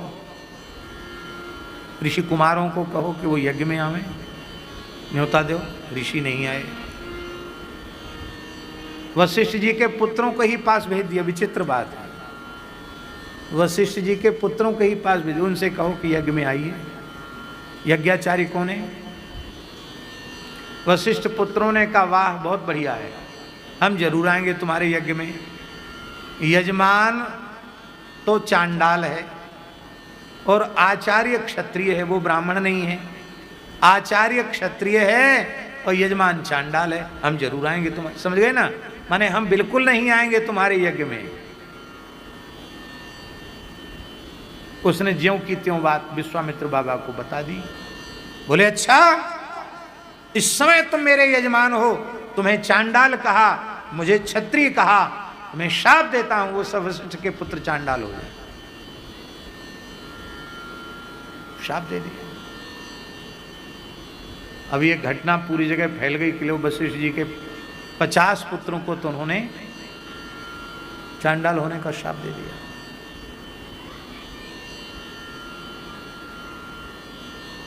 अब दूसरे ऋषियों के पास न्योता गया, वो सोचे अब तो आने में ही फायदा है, नहीं तो हमको भी कहीं शाप हो गया तो सब गड़बड़ हो जाएगा। तो अब जैसे तैसे मन मार के डर के मारे सबको आना पड़ा। आ तो गए सब ऋषि। करो यज्ञ का आरंभ, पुण्यावाचन करो, स्वस्ति वाचन करो, देवताओं का आवाहन करो। देवता आए नहीं, तो देवता आ जाते हैं। हमको दिखता नहीं है भैया जी। जब मंडल स्थापन करते हैं तो जिस देवता का नाम लेते हैं ब्राह्मण, कहते हैं गणपतिम आवाहयामि स्थापयामि, तो ब्राह्मण के वचन को प्रमाण मानकर उस सुपाड़ी में ही गणेश जी आके बैठ जाते हैं। और ये प्रत्यक्ष देख लेना, जब हम वेदियां बनाते हैं पूजन की, और जब तक पूजन चलता है उनमें दिव्यता अलग प्रकार की होती है। और जैसे यान्त देवगणा सर्वे पूजा मादाय माम कीम कहकर जैसे विसर्जन के अक्षत छोड़ दिए जाते हैं, कलश ज्यों का त्यों रखा है, मंडल वैसे ही बने हुए हैं, पर वो शोभा उसकी नहीं रह जाती, देवता चले जाते हैं। तो ये तो इस युग की बात हुई। प्राचीन युग में देवता सदेह आते थे, प्रत्यक्ष आते थे। देवता नहीं आए। क्या देवता क्यों नहीं आ रहे हैं? कान खोलकर सुन लो, जो मनमाने काम आजकल हो रहे हैं। कहते कि ये अधिकार अनधिकार की चर्चा खत्म कर देना चाहिए, सबको सब कुछ कर रहे हैं तो सबको सब कुछ करना चाहिए। ये यदि ठीक से सुनने वाले हो तो ये उनका उत्तर है। किसको क्या करना चाहिए, किसको क्या नहीं करना चाहिए, इस संबंध में वेदादि शास्त्र ही प्रमाण है, कोई व्यक्ति विशेष प्रमाण नहीं है, उसका कुतर्क प्रमाण नहीं है। देवता नहीं आए क्योंकि ब्राह्मण आचार्य नहीं है, न तो यजमान की पात्रता है, न आचार्य की पात्रता, देवता नहीं आए। तो देवता क्यों नहीं आ रहे हैं? बोले गुरुजी आप ही बताइए क्यों नहीं आ रहे हैं। आकाशवाणी हुई, अयाज्य याजन होने पर देवता भला कैसे आवेंगे?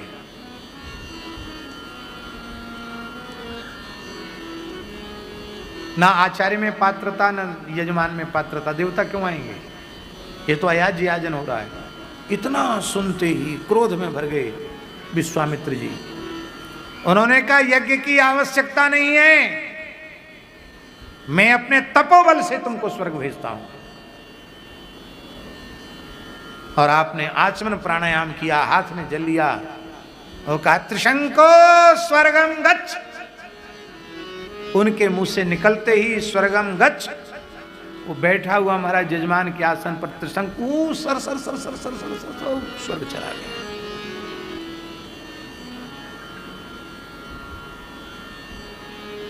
देवराज इंद्र स्वर्ग के दरवाजे पे ही आ गए। हे गुरुद्रोही, जो गुरुनिष्ठ होते हैं उनको स्वर्ग में जगह होती, गुरुद्रोहियों को स्वर्ग में जगह नहीं होती। तो गुरुद्रोही है, जा यहां से, नीचे गिर। वो कहते थे ऊपर जाओ, उसने कहा नीचे गिर। अब जैसे इंद्र तो देवराज है, कहा जाओ।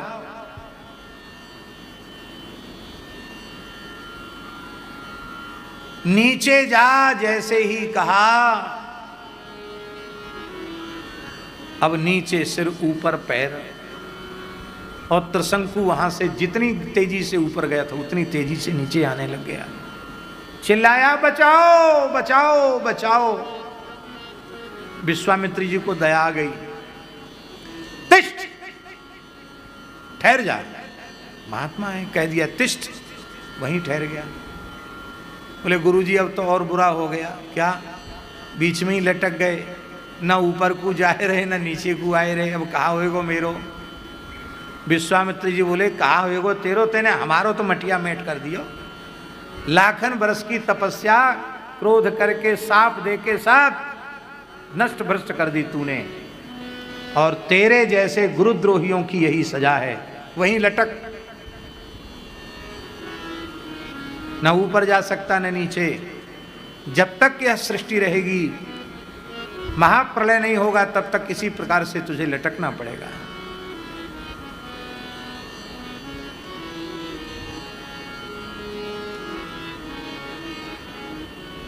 बोले गुरुजी आप कहें तो लटकना तो पड़ेगा मुझे, लेकिन आपने कहा था कि मैं तुम्हें स्वर्ग भेजूंगा, पर आपकी बात तो झूठी हो गई।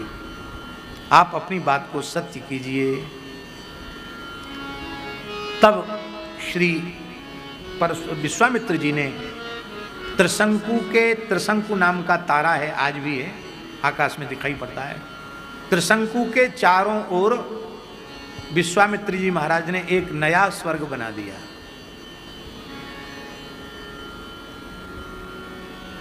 आपको बहुत अच्छे मकान में रख दिया जाए, सारी भोग की सामग्री वहां इकट्ठी हो, और उस मकान में आपको उल्टा लटका दिया जाए, नीचे आपका सिर और ऊपर आपके पैर हों, तो वो मकान आपको सुखी करेगा? तो स्वर्ग बना दिया तो क्या हुआ? और नई नई सृष्टि बना रहे थे विश्वामित्र जी, तो ब्रह्मा जी ने आकर रोका, बोले अब मत बनाओ, जितनी बनाई दी उतनी ठीक है। आप सबन को तो सुनाए वो ज़्यादा जरूरी है, क्योंकि यहाँ सब कौशिक गोत्रीय ज़्यादा हैं। परासोली गांव में विश्वामित्र जी के खानदान के ज़्यादा हैं, इसलिए विश्वामित्र जी कितने जोरदार महात्मा हैं आप सबको जानना बहुत जरूरी है। ज़्यादातर कौशिक ही है ना गांव में, हैं?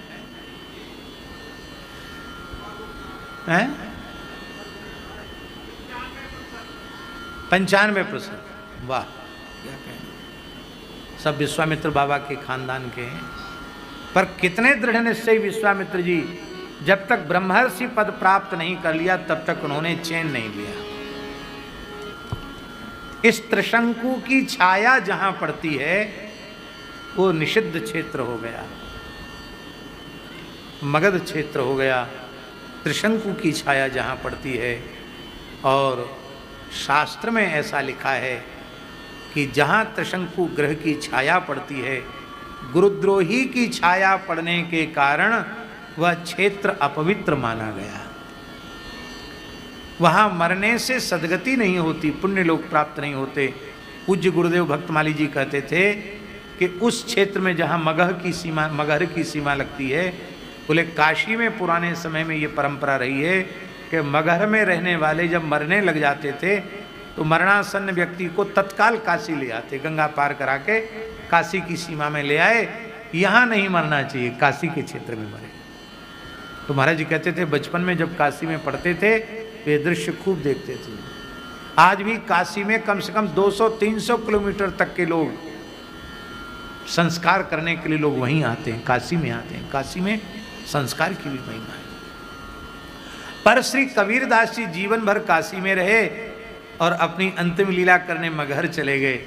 जो कबीरा काशी मरे तो राम ही कौन नेहोरा रे। आपने ये शास्त्र की मर्यादा का उल्लंघन उन्होंने नहीं किया, उन्होंने भक्ति की मर्यादा को स्थापित किया कि राम नाम की ऐसी महिमा है कि राम राम करने वाला मगहर में भी देह त्यागेगा तो राम जी की गोद में ही बैठेगा। हैं? एक सामान्य विधि होती है, एक विशेष विधि होती है। ये सामान्य विधि है कि मगहर में मरने वाले की सदगति नहीं होगी, और ये विशेष विधि है कि भगवत भक्त कहीं भी देह का त्याग करे वो भगवान की सन्निधि में जाएगा। और मगहर में दोनों चीज़ें बनी हैं, एक तरफ तो श्री कबीरदास जी की समाधि बनी है और उसी परिसर में दूसरी ओर श्री कबीरदास जी की मजार बनी है। तो पूज्य गुरुदेव श्री भक्तमाली जी के साथ जब गीता वाटिका में हम गए और वहाँ कथा थी तो महाराज जी बोले कि चलें कबीरदास जी की समाधि का दर्शन करें हमें। तो वहाँ कबीरदास जी की समाधि का मगहर में दर्शन किया। वहाँ भक्तमाल जी का एक छप्पे महाराज जी ने गाया, हम लोगों ने गाया। इसके बाद महाराज जी बोले यहाँ कबीर जी की मजार है, वहाँ भी चलो। तो थोड़ा नीचे उतर के गए तो मजार पे वहाँ भी इतर लगाया। तो वहाँ महाराज जी रोने लग गए। तो हमने कहा महाराज जी क्या हो गया? तो महाराज जी ने रोते हुए कहा हम लोगों को मजार में आने की क्या ज़रूरत थी, पर कबीरदास जी के नाम की मजार है इसलिए हम लोग भी प्रणाम करने आ गए। आधे पुष्पों की मजार बनाई और आधे पुष्पों की समाधि बनाई।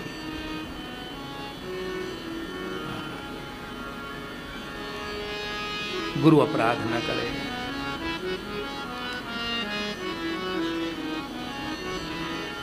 त्रैशंकवो हरिश्चंद्रः विश्वामित्र वसिष्ठयो यन्निमित्तमभूत् युद्धं पक्षिणोर्बहुवार्षिकम्। एक नई कथा है।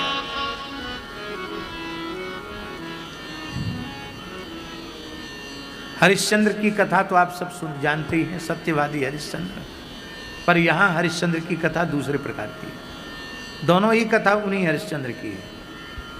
तो इस कथा से एक बात प्रमाणित होती कि पहले उनमें सत्य प्रतिष्ठित नहीं था, बाद में उनको जब सत्य की महिमा समझ में आई तो वे सत्य में पूर्ण प्रतिष्ठित हो गए। ये इसका आशय समझना चाहिए। तो सत्यवादी हरिश्चंद्र की के सत्य में प्रतिष्ठित होने की पूर्व घटना है ये, ऐसा समझ। यहाँ एक बात और लिखी है कि हरिश्चंद्र के कारण ही विश्वामित्र वशिष्ठ में इतना झगड़ा हुआ कि यन निमित्तम अभूत युद्धम, विश्वामित्र जी और वशिष्ठ जी में युद्ध हुआ। कैसे हुआ?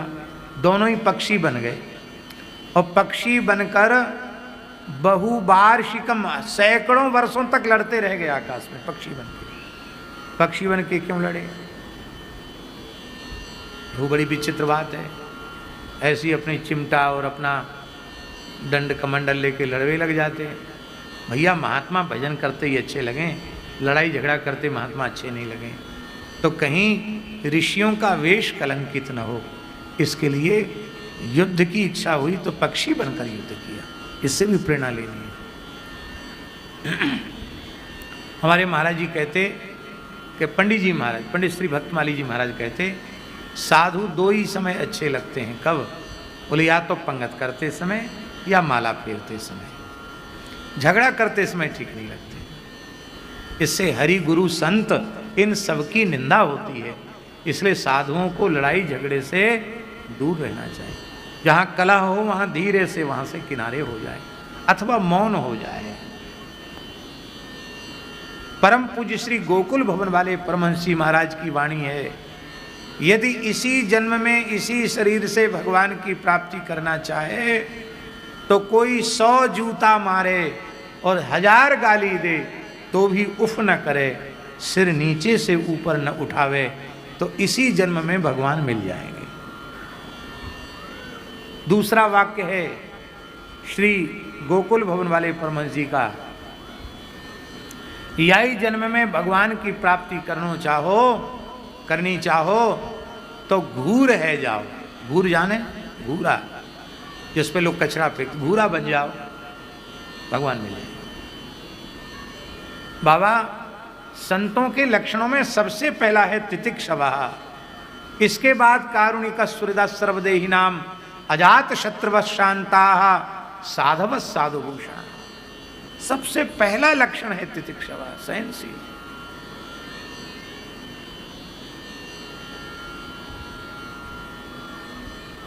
दूसरे की क्या सहेंगे, गुरु जी की नहीं सहते हैं।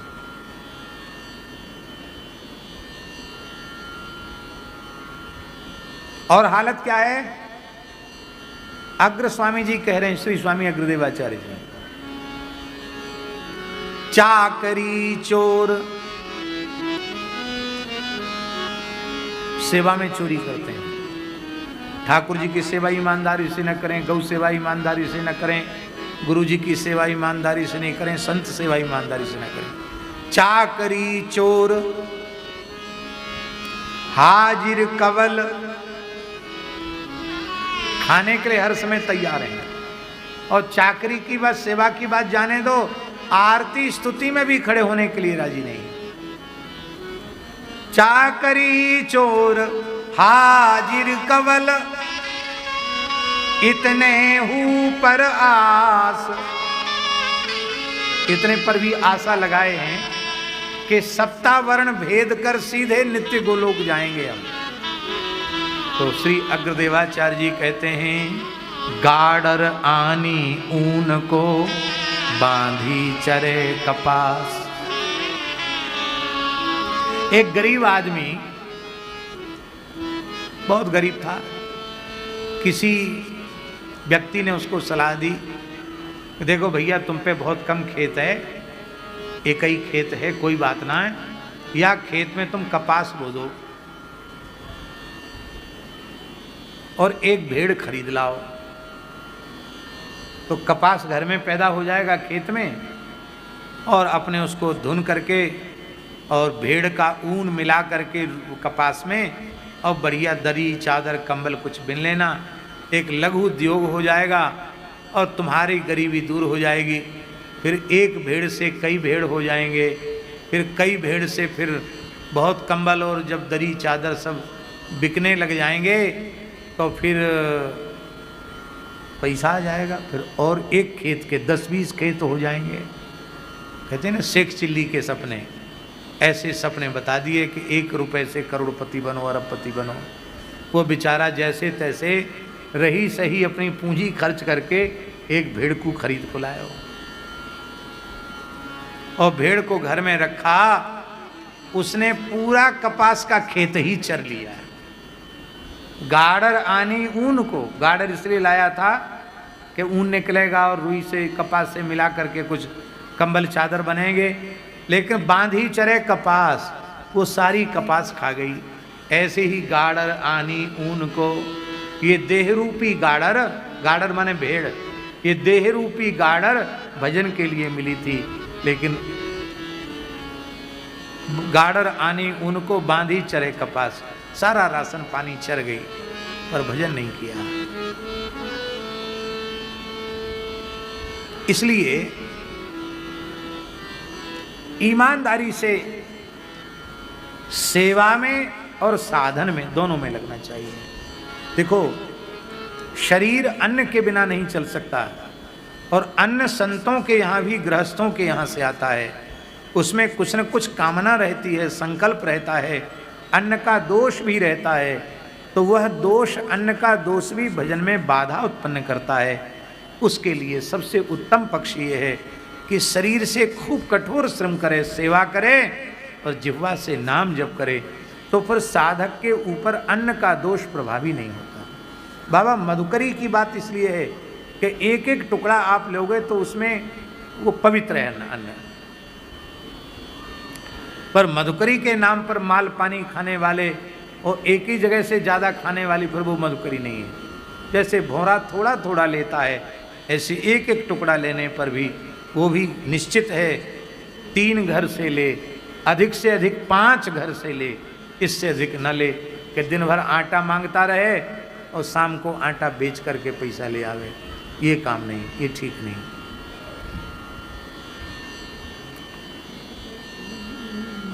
तो बड़ा भारी इनमें युद्ध हुआ विश्वामित्र और वशिष्ठ में। हाँ, ये हरिश्चंद्र संतानहीन थे, इनके कोई संतान नहीं थी। इससे वो उदास रहते थे। नारद जी के उपदेश से उन्होंने वरुण देवता का यज्ञ किया और वरुण देवता से प्रार्थना की कि हमें पुत्र हो। यदि हमें पुत्र होगा तो उस पुत्र से ही मैं आपका यजन करूंगा। वरुण ने कहा एवमस्तु। वरुण की कृपा से हरिश्चंद्र को रोहित नाम का पुत्र हुआ। रोहित अथवा रोहिताश्व, रोहित नाम का पुत्र हुआ। पुत्र होते ही वरुण ने कहा कि राजन, तुमने कहा था कि पुत्र हम तुमको दे देंगे, हमारा पुत्र हमको दे दे। तुमने कहा था पुत्रवान हो जाऊं, फिर उस पुत्र को मैं तुम्हें ही समर्पित कर दूं, मुझे दे दो। इस पुत्र के द्वारा मेरा यज्ञ करो। हरिश्चंद्र ने कहा अभी तो ये 10 दिन का भी नहीं है, 10 दिन का हो जाए तब दे देंगे, तब यज्ञ के योग्य होगा। 10 दिन के बाद फिर वरुण जी आए, बोले अब मेरा यज्ञ करो। हरिश्चंद्र ने कहा अभी तो इसके दांत नहीं आए, थोड़े दांत निकल आने दो। फिर बहका दिया, नहीं किया। दांत उगने के बाद फिर वरुण देवता आए, अब मेरा यज्ञ करो। हरिश्चंद्र ने कहा अभी इसके दूध के दांत गिर जाएंगे तब यज्ञ करेंगे। दूध के दांत भी गिर गए तो वरुण देवता फिर आए, बोले अब तो दे दो इसको। बोले अब दोबारा दांत आ जाएंगे तब देंगे। फिर वापस कर दिया। दोबारा दांत उगाए, अब यज्ञ करो। तब हरिश्चंद्र ने कहा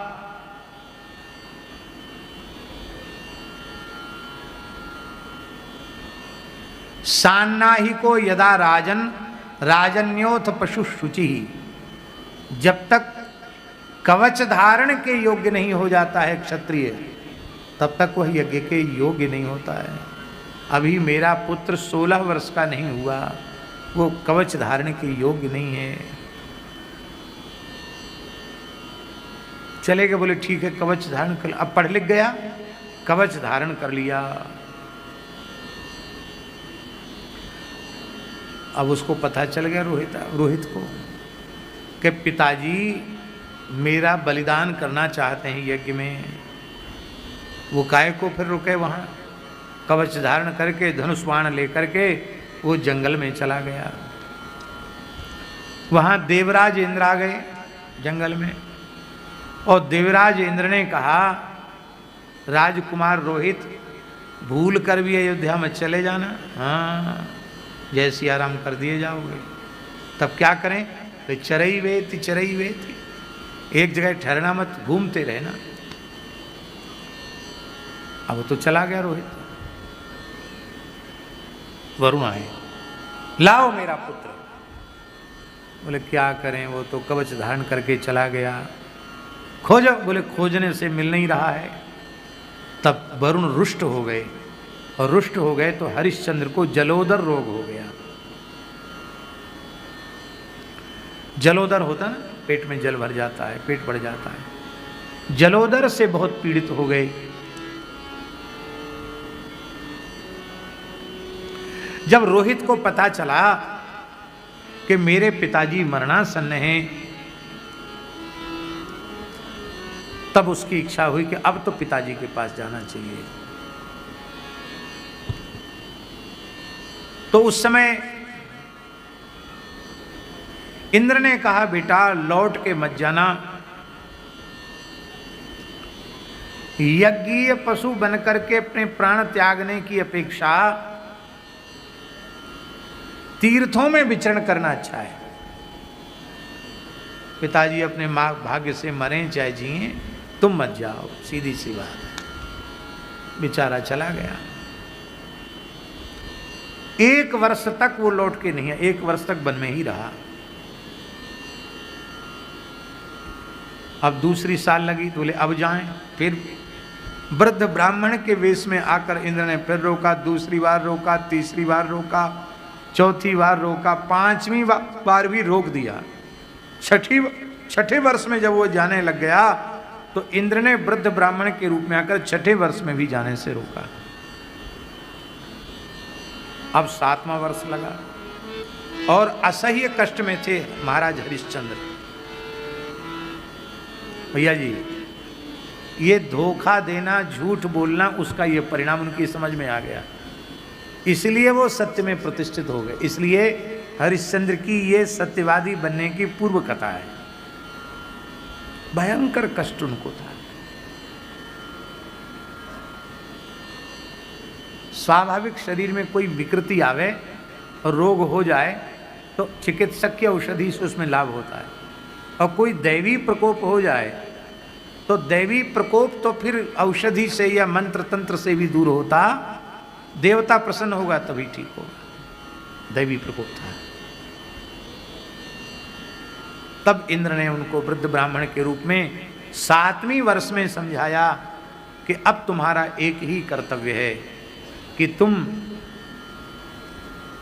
अपने बदले किसी एक योग्य पुत्र को ले लो और ले करके तुम कहो कि लो, क्योंकि प्रतिनिधि की भी व्यवस्था है ना, तो हम अपने प्रतिनिधि के रूप में इसको अर्पित करते हैं। तो अजीगर्त नाम का एक ऋषि था, उस अजीगर्त के 3 पुत्र थे, कई पुत्र थे। उनमें ये गए, बोले आप बहुत गरीब हैं, आपको हम इतनी 1000 गैया दे देंगे, इतना वैभव दे देंगे, हमको अपने पिता को निरोग बनाने के लिए आपके एक पुत्र की आवश्यकता है, एक पुत्र हमको दे दो।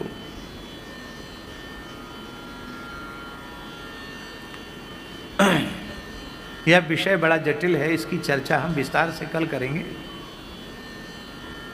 तो अब अजीगर्त ने सोचा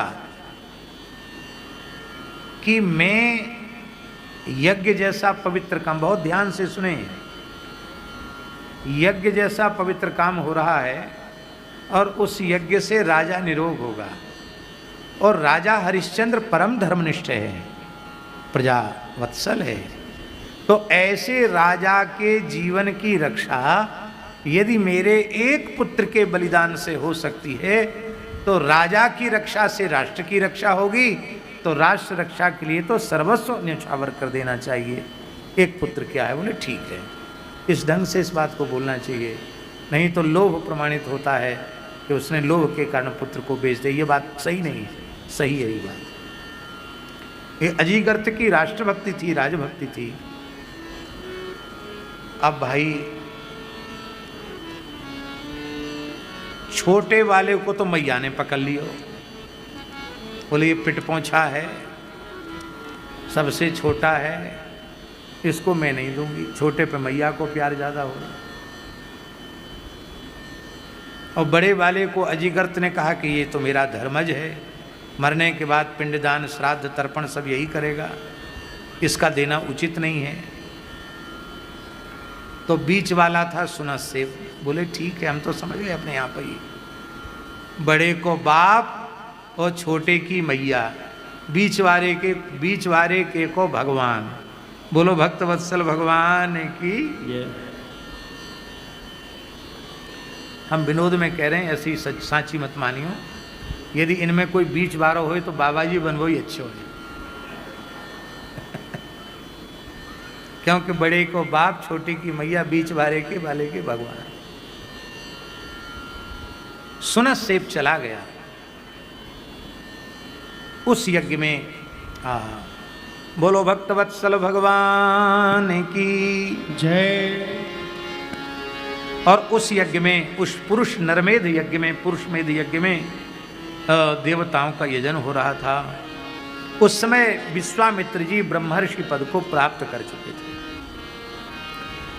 उस यज्ञ में विश्वामित्र जी भी सम्मिलित थे। विश्वामित्र जी होता थे और महर्षि जमदग्नि परशुराम जी के पिताजी, उसमें अध्वर्यु थे और वशिष्ठ जी ब्रह्मा थे और आयास्य मुनि सामगान करने वाले उद्गाता थे। उस यज्ञ में प्रसन्न होकर इंद्र ने हरिश्चंद्र को स्वर्ण में रथ दिया था। सुनस्सेब जो स्तंभ था उससे बांध करके उसको खड़ा किया गया था विधि के अनुसार। उसने अपने मन में विचार किया कि मैं क्या करूं। तो बड़ा चतुर था। ब्राह्मण को बालक चतुर न होगा तो कबोधो होएगो। सही अर्थ में ब्राह्मण बालक होगा तो ज्ञान विज्ञान संपन्न होगा, बुद्धिमान होगा ही। ब्राह्मण को बुद्धिमान होना भी चाहिए। मिलावट है जाए तो हम नहीं कुछ कह सकें। यदि वस्तुतः ठीक है तो बुद्धिमान होता है, ब्राह्मण बुद्धिमान होता है। उसने विचार किया कि व्यक्ति को आत्मरक्षा का प्रयत्न अंतिम श्वास तक करना चाहिए। वो विश्वामित्र जी की से बोला कि हे महर्षि, आप होता हैं, मैं आपकी शरण में हूँ, मेरी रक्षा कीजिए। बोले जरूर। तो विश्वामित्र जी के 50 पुत्र थे। बोले ऐसा करो, हमारे तो 50 के 50 रहेंगे, इनमें से तुम इसके बदले खंबे से पास खड़े हो जाओ। इसको हमने अपना पुत्र मान लिया, धर्मपुत्र, इसको मुक्त कर दो। तो 50 बोले पिताजी दिमाग खराब हो गया है क्या? हम में से एक को तो तुम यज्ञ में होमना चाहते हो और दूसरे का पता नहीं कहाँ थे कौन पकड़ के ले आए, उसको तुम जबरदस्ती अपना बेटा बना रहे हो, कहते तुम्हारा भाई है। हम नहीं मानते इसको भाई। विश्वामित्र जी ने कहा जाओ तुम सब चांडाल हो जाओ। सब कर्मण गहना कर्मणो गति।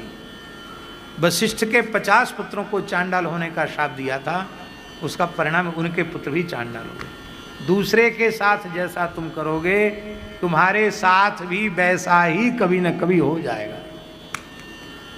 इसलिए कभी किसी के साथ बुरा नहीं करना चाहिए।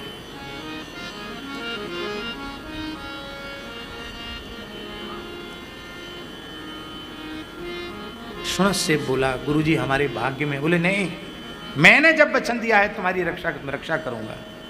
तुरंत उन्होंने आचमन प्राणायाम करके उसे वरुण सूक्त का उपदेश किया। बोले तुम इंद्र और वरुण दोनों की स्तुति करो। विशुद्ध मंत्रोच्चार पूर्वक जब सुनस्सेप ने स्तुति की तो वरुण देवता प्रसन्न हो गए। बोले वाह, कितना बढ़िया साम गान करने वाला, धन्य हो, क्या चाहिए तुमको?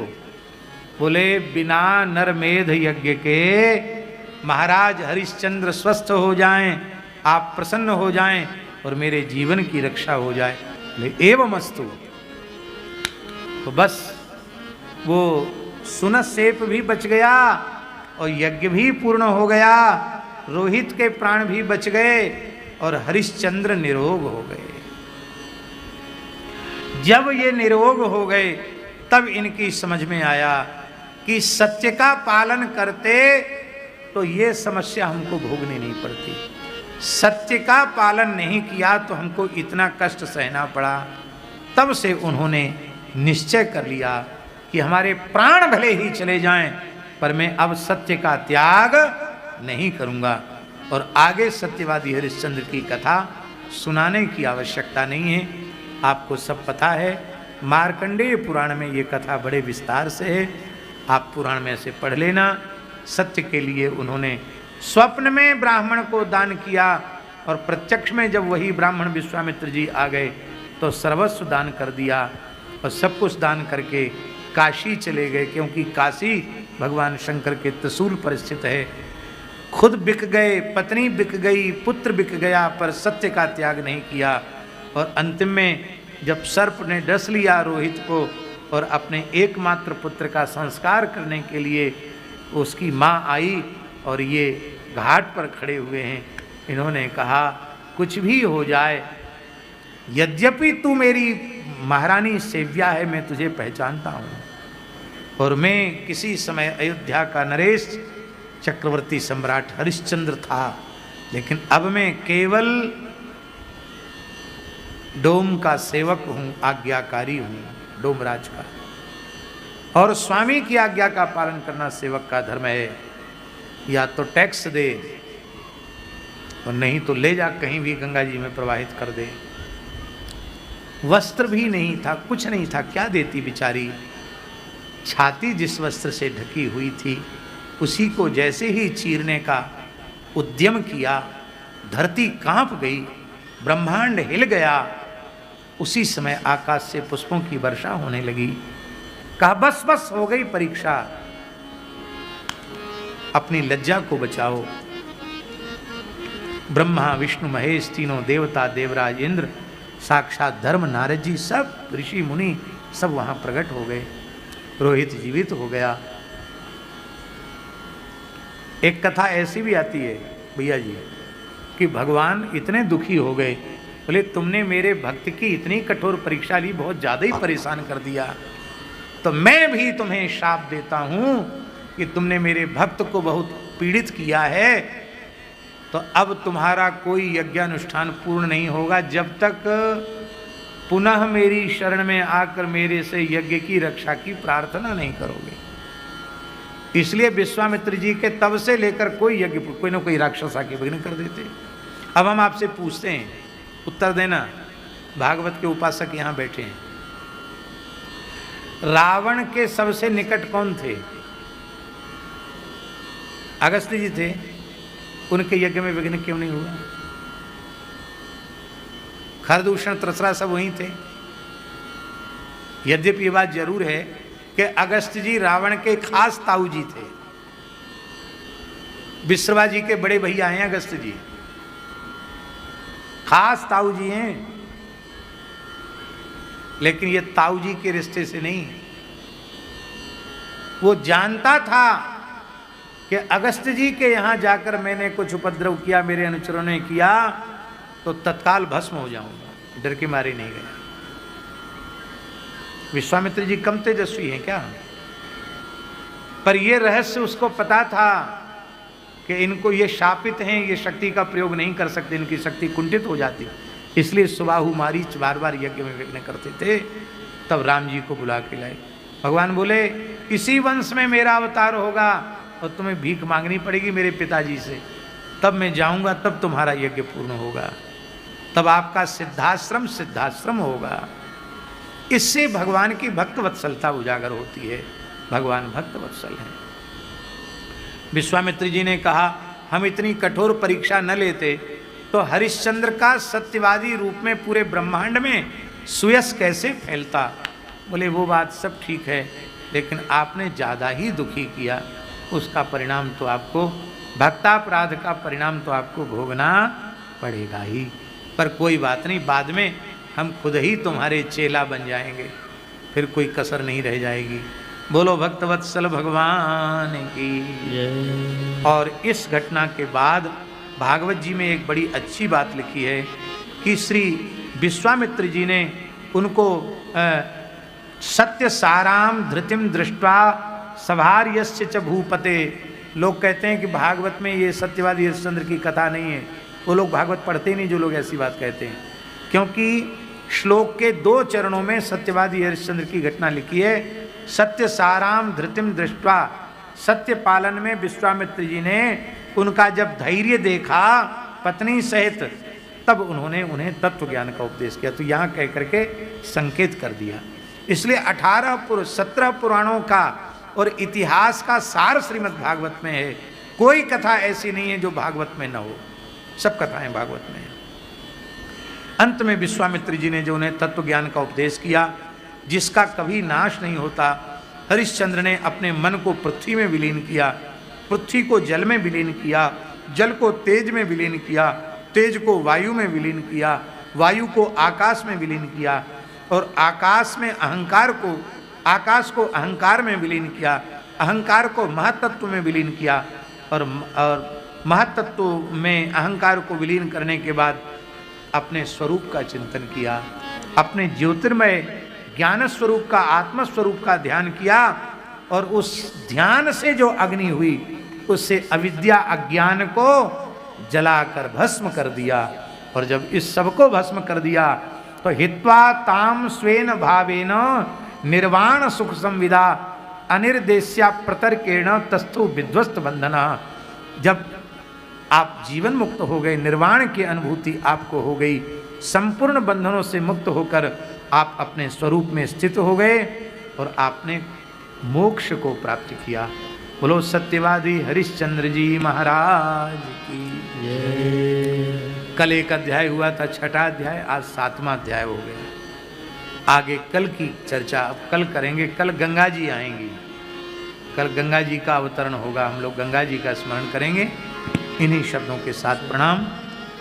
हरि शरणम हरि शरणम हरि शरणम हरि शरणम हरि शरणम हरि शरणम हरि शरणम हरि शरणम गुरु शरणम गुरु शरणम गुरु शरणम गुरु शरणम गुरु शरणम गुरु शरणम गुरु शरणम गुरु शरणम हरि शरणम हरि शरणम हरि शरणम हरि शरणम हरि शरणम हरि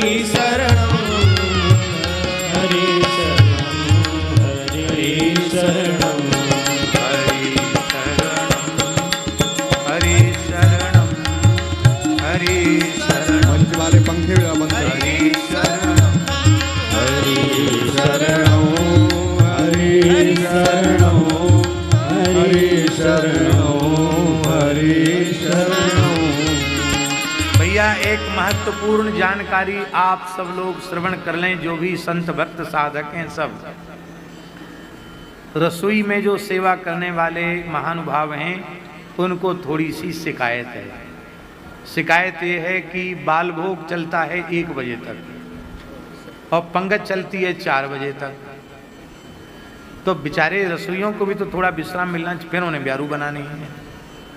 तो हमारे पास जब ये समस्या आई तो विचार विमर्श पूर्वक निश्चय किया गया है कि बाल भोग सवेरे 8 से 9:30 तक ही होगा। उसके बाद कोई कहे कि हमें बाल भोग दो, तो अब वहाँ जाने पर बाल भोग नहीं मिलेगा। भैया बुरो मत मानियो, नाराज मत होइयो, व्यवस्था है। और दोपहर में रास लीला जैसे ही संपन्न होगी उसके बाद 2 बजे तक ही प्रसाद होगा। 2 बजे के बाद फिर राजभोग की पंगत नहीं होगी।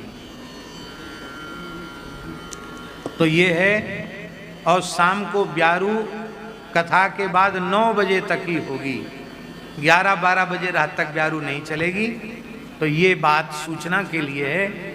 और आप लोग इस व्यवस्था को बिना बुरा माने हुए इस व्यवस्था को मानो। भैया जी हाथ जोड़ रहे हैं बार बार, महाराज ये सब व्यवस्था देख रहे हैं वहाँ भंडार में, तो इनने की मैंने आपकी बात जरूर मानी जाएगी, क्योंकि रसोई में सेवा करने वालों को थोड़ा विश्राम भी मिलना चाहिए। आरती रत्नैर्वा ज्वालामालिनीर्वा गंधाक्ष पुष्पाणि समर्पयामि। आरती अति पावन पुराण की, धर्म भक्ति विज्ञान खान की। महापुराण भागवत निर्मल, सुख मुख विगलित निगम कल्पमल। परमानंद सुमय कल, लीलारति रस रस निधान की। आरती अति पावन पुराण की। कलिमल मदन त्रिताप निवारिणी, जन्म मृत्युमय भव भयहारिणी। सेवत सतत सकल सुखकारिणी, तुम हो सती हरि चरित गान की। आरती अति पावन पुराण की। विषय विलास विमोह विनाशिनी, विमल विराग विवेक विकासिनी। भगवत तत्व कश्य प्रकाशिनी, परम ज्योति परमात्म ज्ञान की। आरती अति पावन पुराण की। परमहंस मुनि मन उल्लासिनी, रसिक हृदय रस रास विलासिनी। भूति मूर्ति रति प्रेम सुदासिनी, कथा किंचन प्रिय सुजान की। आरती अति पावन पुराण की। कर्म भक्ति विज्ञान खान की। आरती अति पावन, आरती अति पावन, आरती अति पावन पुराण की। जलेन शीतलीकरणं पुष्पैः देवताभिवन्दनमुस्ताभ्याम् आत्माभिवन्दनं पात्रमध्ये शतं तोयं भ्रामितं केशवोपरि अङ्गलग्नं मनुष्याणां सर्वं पापं वितोहति। मन्त्रपुष्पाञ्जलिः। नानासुगन्धिपुष्पाणि यथा कालोद्भवानि च, पुष्पाञ्जलिर्मया दत्तो गृहाण परमेश्वरो। श्रीपुराणपुरुषोत्तमाय नमः। मन्त्रपुष्पाञ्जलिं समर्पयामि, नमस्करोमि।